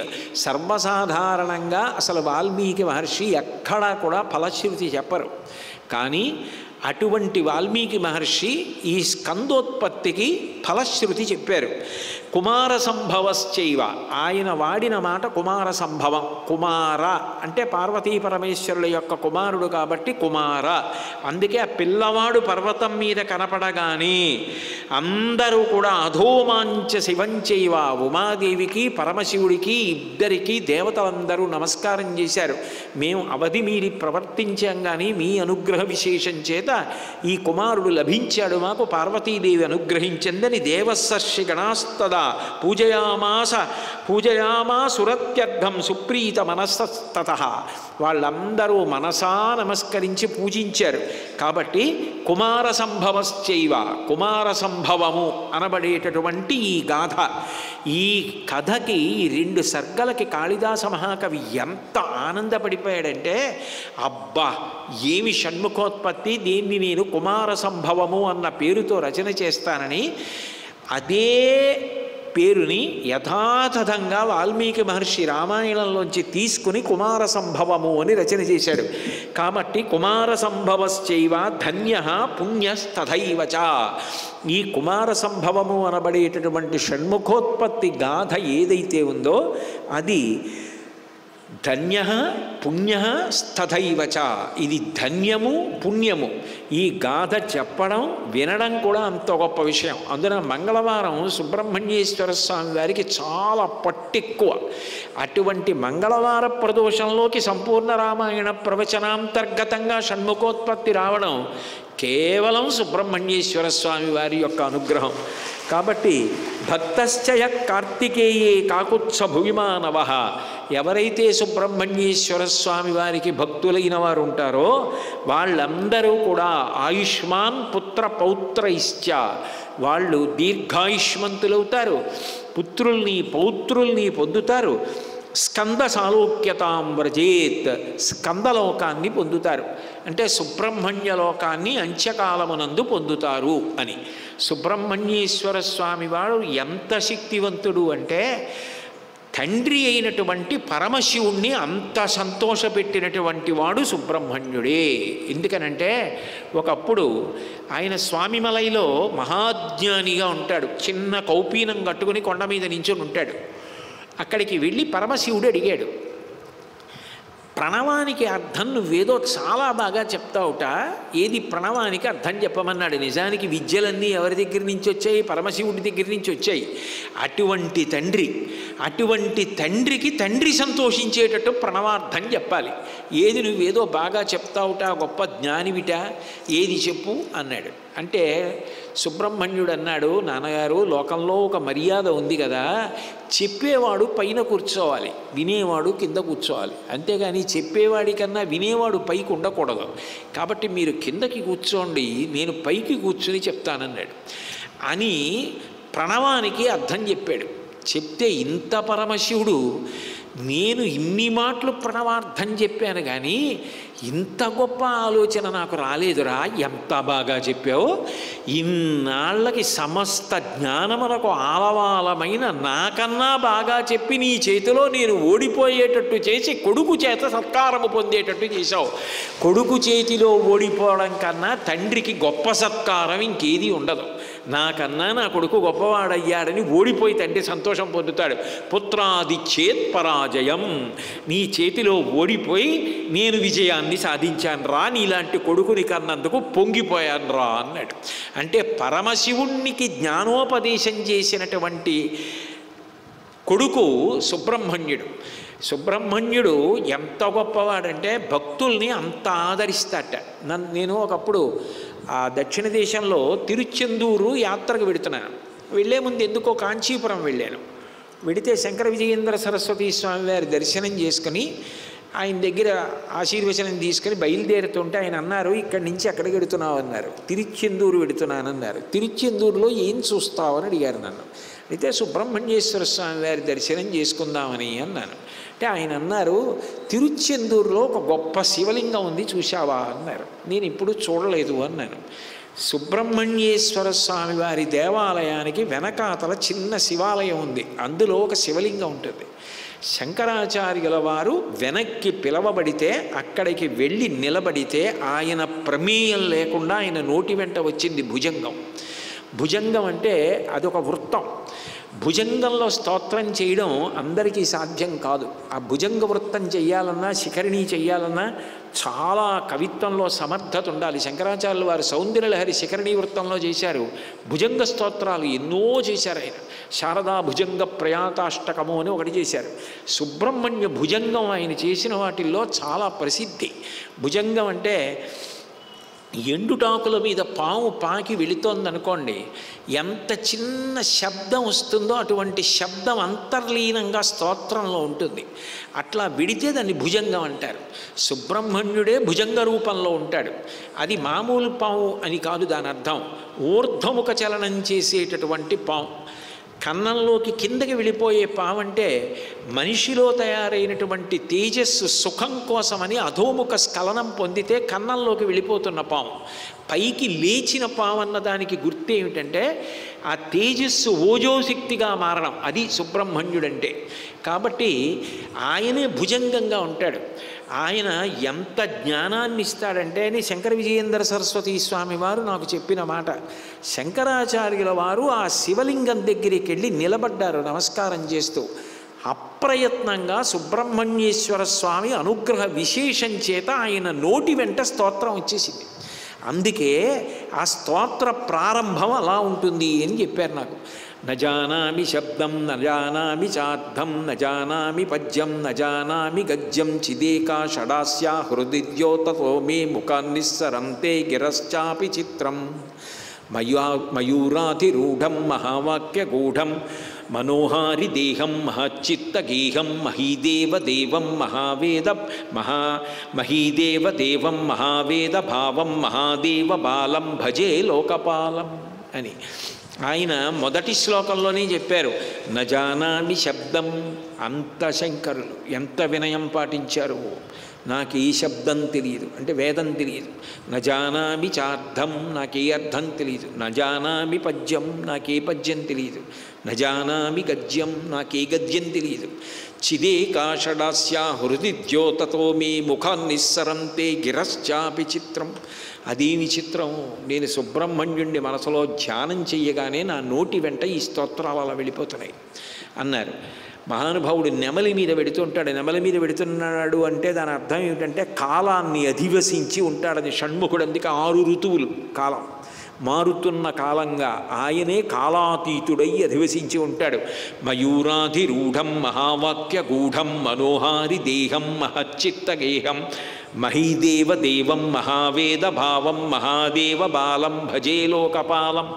యదాబ్ధేస్తరంగా లయం యాంతి తుంగా తథైవాపద సన్నిధౌ సేవతాం మే ఇతి ఊర్మి పంక్తి నృణాం దర్శయంతం సదాధ్యాయతే హృత్సరోజై గుహంతం అంటారు. సముద్రపు ఒడ్డునుంటాడు, అలలు వచ్చి కొడుతుంటాయి కొండని. ఆ తిరుచెందూరు గొప్పతనం ఏంటంటే, నేను తిరుచెందూరు వెడుతున్నప్పుడు శంకర విజయేంద్ర సరస్వతీ స్వామి వారు నువ్వు ఆ శివలింగాన్ని దర్శనం చెయ్యన్నారు.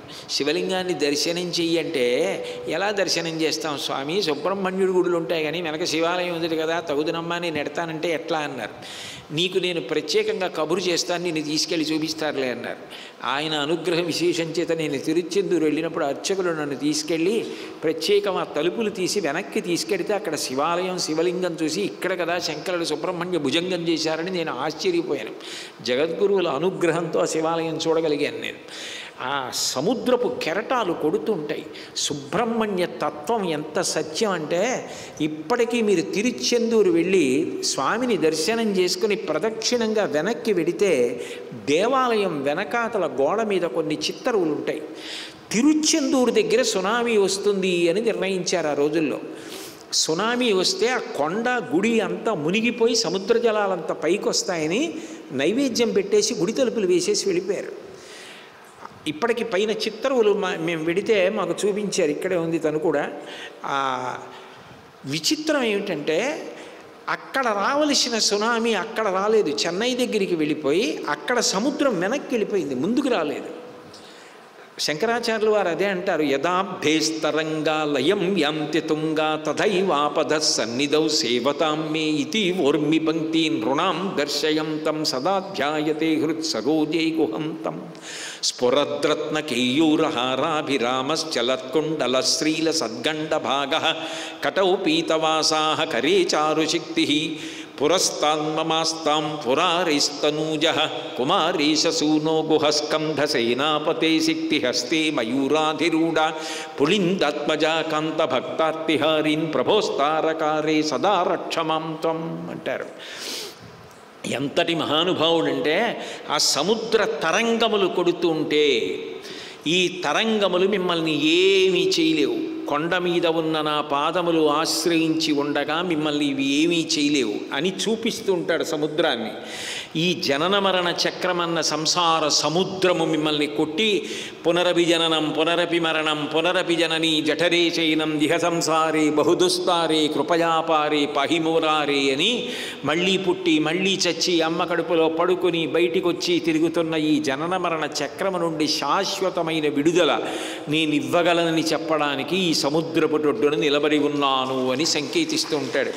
సుబ్రహ్మణ్యేశ్వర స్వామి వారి యొక్క విశేషం ఎంత గొప్పది అంటే, ఇందాక నేను ఇక్కడ ముత్తుస్వామి దీక్షితారు వారి కీర్తన పాడింది ఒక పాప, చాలా అందంగా చాలా బాగా పాడింది. అందులో వాక్పతి అంది. వాక్పతి అన్న మాట నిజానికి సరస్వతీదేవి భర్త గారి అయినటువంటి బ్రహ్మగారికి అన్వయం.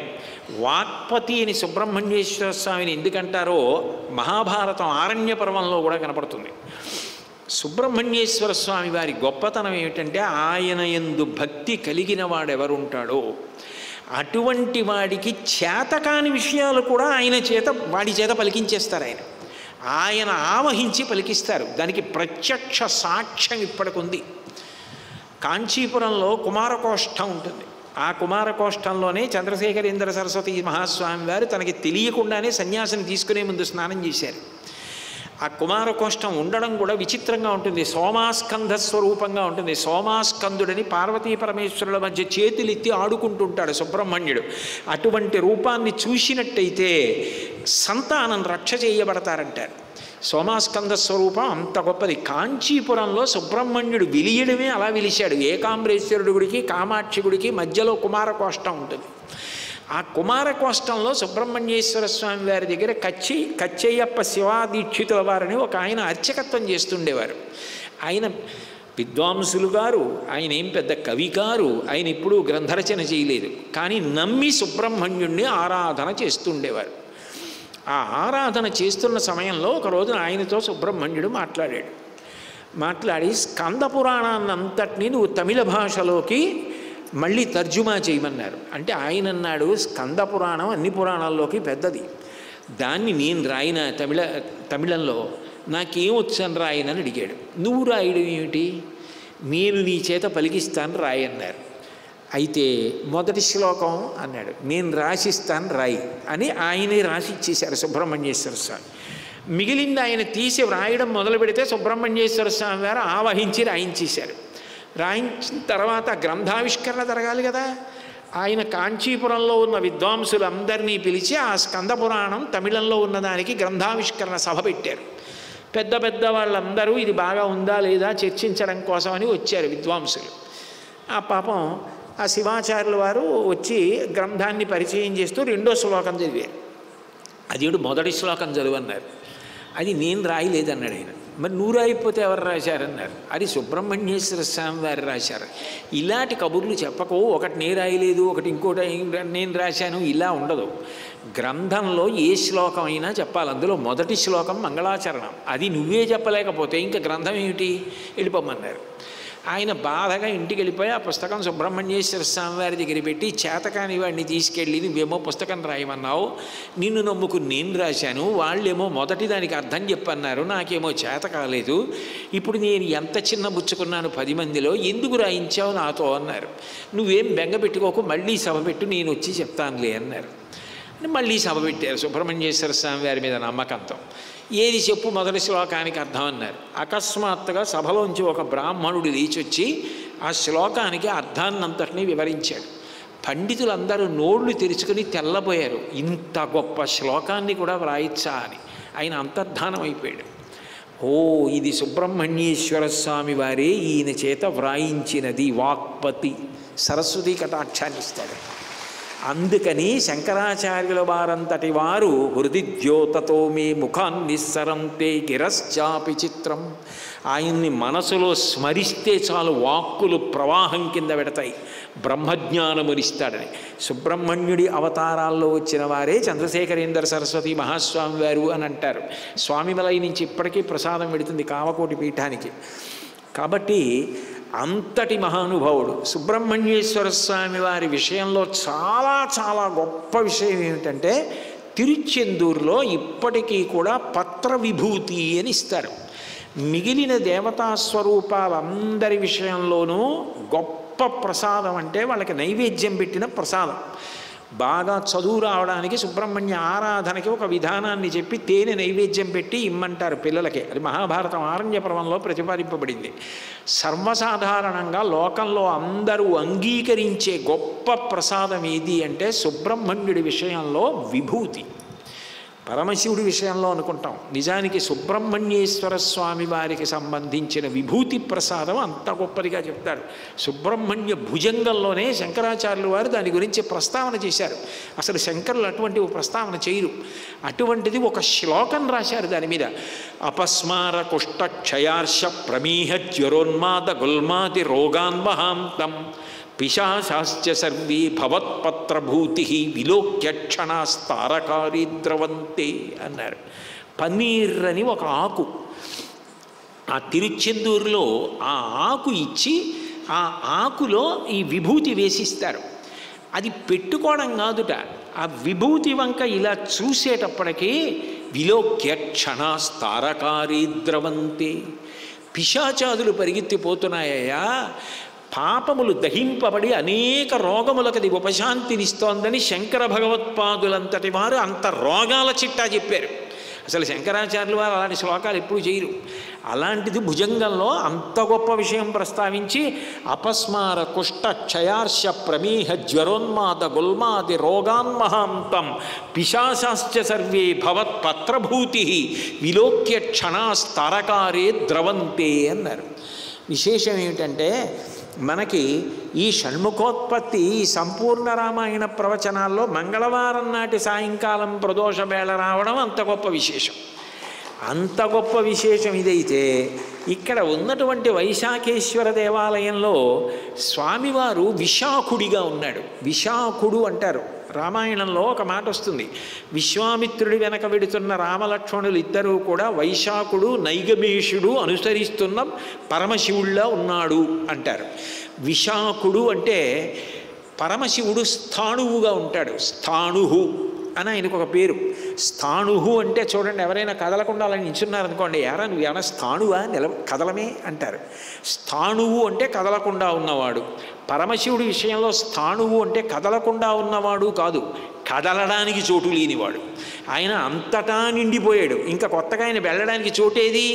ఆ పాతాళ నభస్థలంత భవన బ్రహ్మాండమ విస్ఫుర జ్యోతిస్ఫాటిక లింగమౌళి విలసత్పూర్ణేందువంతామృతై అస్తోకాప్లుతమేకమీశమనిశం రుద్రాను వాకాన్ జపం ధ్యాయే దీప్సిత సిద్ధయే ధ్రువపదం విప్రోభిషించేత్ శివం బ్రహ్మాండ వ్యాప్త దేహాభసిత హిమరుచాభాసమానా భుజంగై కంఠే కాలాహ కపర్దాహ కలిత శశికళాశ్చండ కోదండహస్తా అని ఆయన గురించి ప్రార్థనా శ్లోకంలో బ్రహ్మాండ వ్యాప్త దేహ, బ్రహ్మాండమంతా నిండిపోయినటువంటి వాడికి ఆయన కదలడానికి చోటు ఎక్కడుంది? కాబట్టి స్థాణుహు. అటువంటి శివుడు ఎండిపోయిన చెట్టుతో సంకేతింపబడతాడు కదలకుండా. ఎండిపోయిన చెట్టు పరమశివుడైతే అపర్ణ ఆకులు లేనితనం పార్వతీదేవిగా ఉంటుంది. విశాఖ ఎండిపోయిన కొమ్మలతో కొమ్మలు లేనితనం సుబ్రహ్మణ్యుడు అవుతాడు. అంటే ఎండిపోయిన చెట్టులోకి స్థాణు శబ్దానికి అన్వయం అవుతూ ఈ విశాఖుడు అపర్ణ పార్వతీ పరమేశ్వర కుటుంబం వస్తుంది అని చెప్పి ఒక అన్వయం ఉంది శివతత్వంలో. అందుకని విశాఖుడు. అప్పుడు ఆయన బాలసుబ్రహ్మణ్యం, పక్కన వల్లీ దేవసేన ఉండరు. అప్పుడే పుట్టినటువంటి బాలసుబ్రహ్మణ్యం పుట్టి పుట్టగానే ఒక్కరోజులో దేవసేనాపతిగా అభిషిక్తుడై దేవతా కార్యాన్ని తీర్చి లోకానికి శాంతినిచ్చాడు. ఆ బాలసుబ్రహ్మణ్యం గొప్పతనం ఏమిటంటే ఎప్పుడూ కూడా మనలో ఉన్న దుర్గుణములను అణిచి సద్గుణములను ప్రోత్సహిస్తూ ఉంటాడు. చిన్న పిల్లవాడిగా ఉంటాడు బాలసుబ్రహ్మణ్యం అని. బాలసుబ్రహ్మణ్యం అన్న మాట ఎందుకు వచ్చిందంటే బాలుర యందు ఒక లక్షణం ఉంటుంది, ఇట్టే మరిచిపోతారు.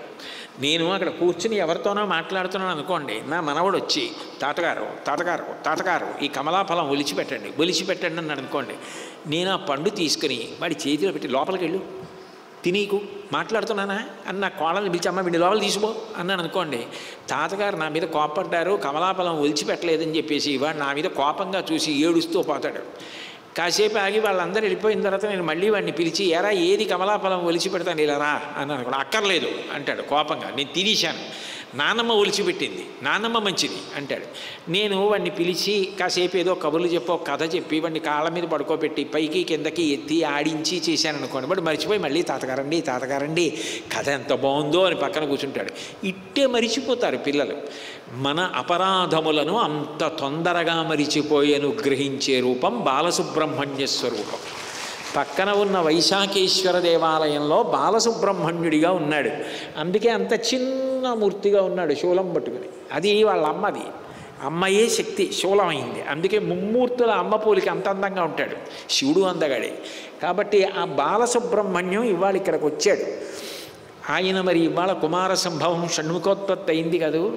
బాలసుబ్రహ్మణ్యం అనగానే చాలా చాలా గొప్ప విషయం ఏమిటి, 6 కృత్తికలు ఆయనకి పాలు తేవాలి. మామూలుగా ఎలా తెస్తారు, ఆయనకి మంగళవాద్యంతో ఆ పాలు తీసుకుని వస్తే నైవేద్యం చేస్తారు. చేసి సుబ్రహ్మణ్యుడి విషయంలో చాలా గొప్ప విషయం ఏమిటంటే హారతిని చూడడం. ఎందుకనంటే పంచాయతనం పూజ పెట్టారు శంకరాచార్యుల వారు, షణ్మత స్థాపనాచార్యుల వారు. పూజ పంచాయతనం. సుబ్రహ్మణ్యుడిని పూజలో చెప్పలా. ఎందుకు చెప్పలేదంటే మొదట వెలిగించిన దీపం, ఆఖరణ వెలిగించిన హారతి, ఈ 2 జ్యోతులు కూడా సుబ్రహ్మణ్యుడే. అందుకని దీపాలన్నిటినీ ఆపి ఇవాళ హారతి చూపిస్తారు. ఆ హారతి జ్వాల కాబట్టి ఎక్కడ ఉన్నా కనపడుతుంది. అదే సుబ్రహ్మణ్య స్వరూపం.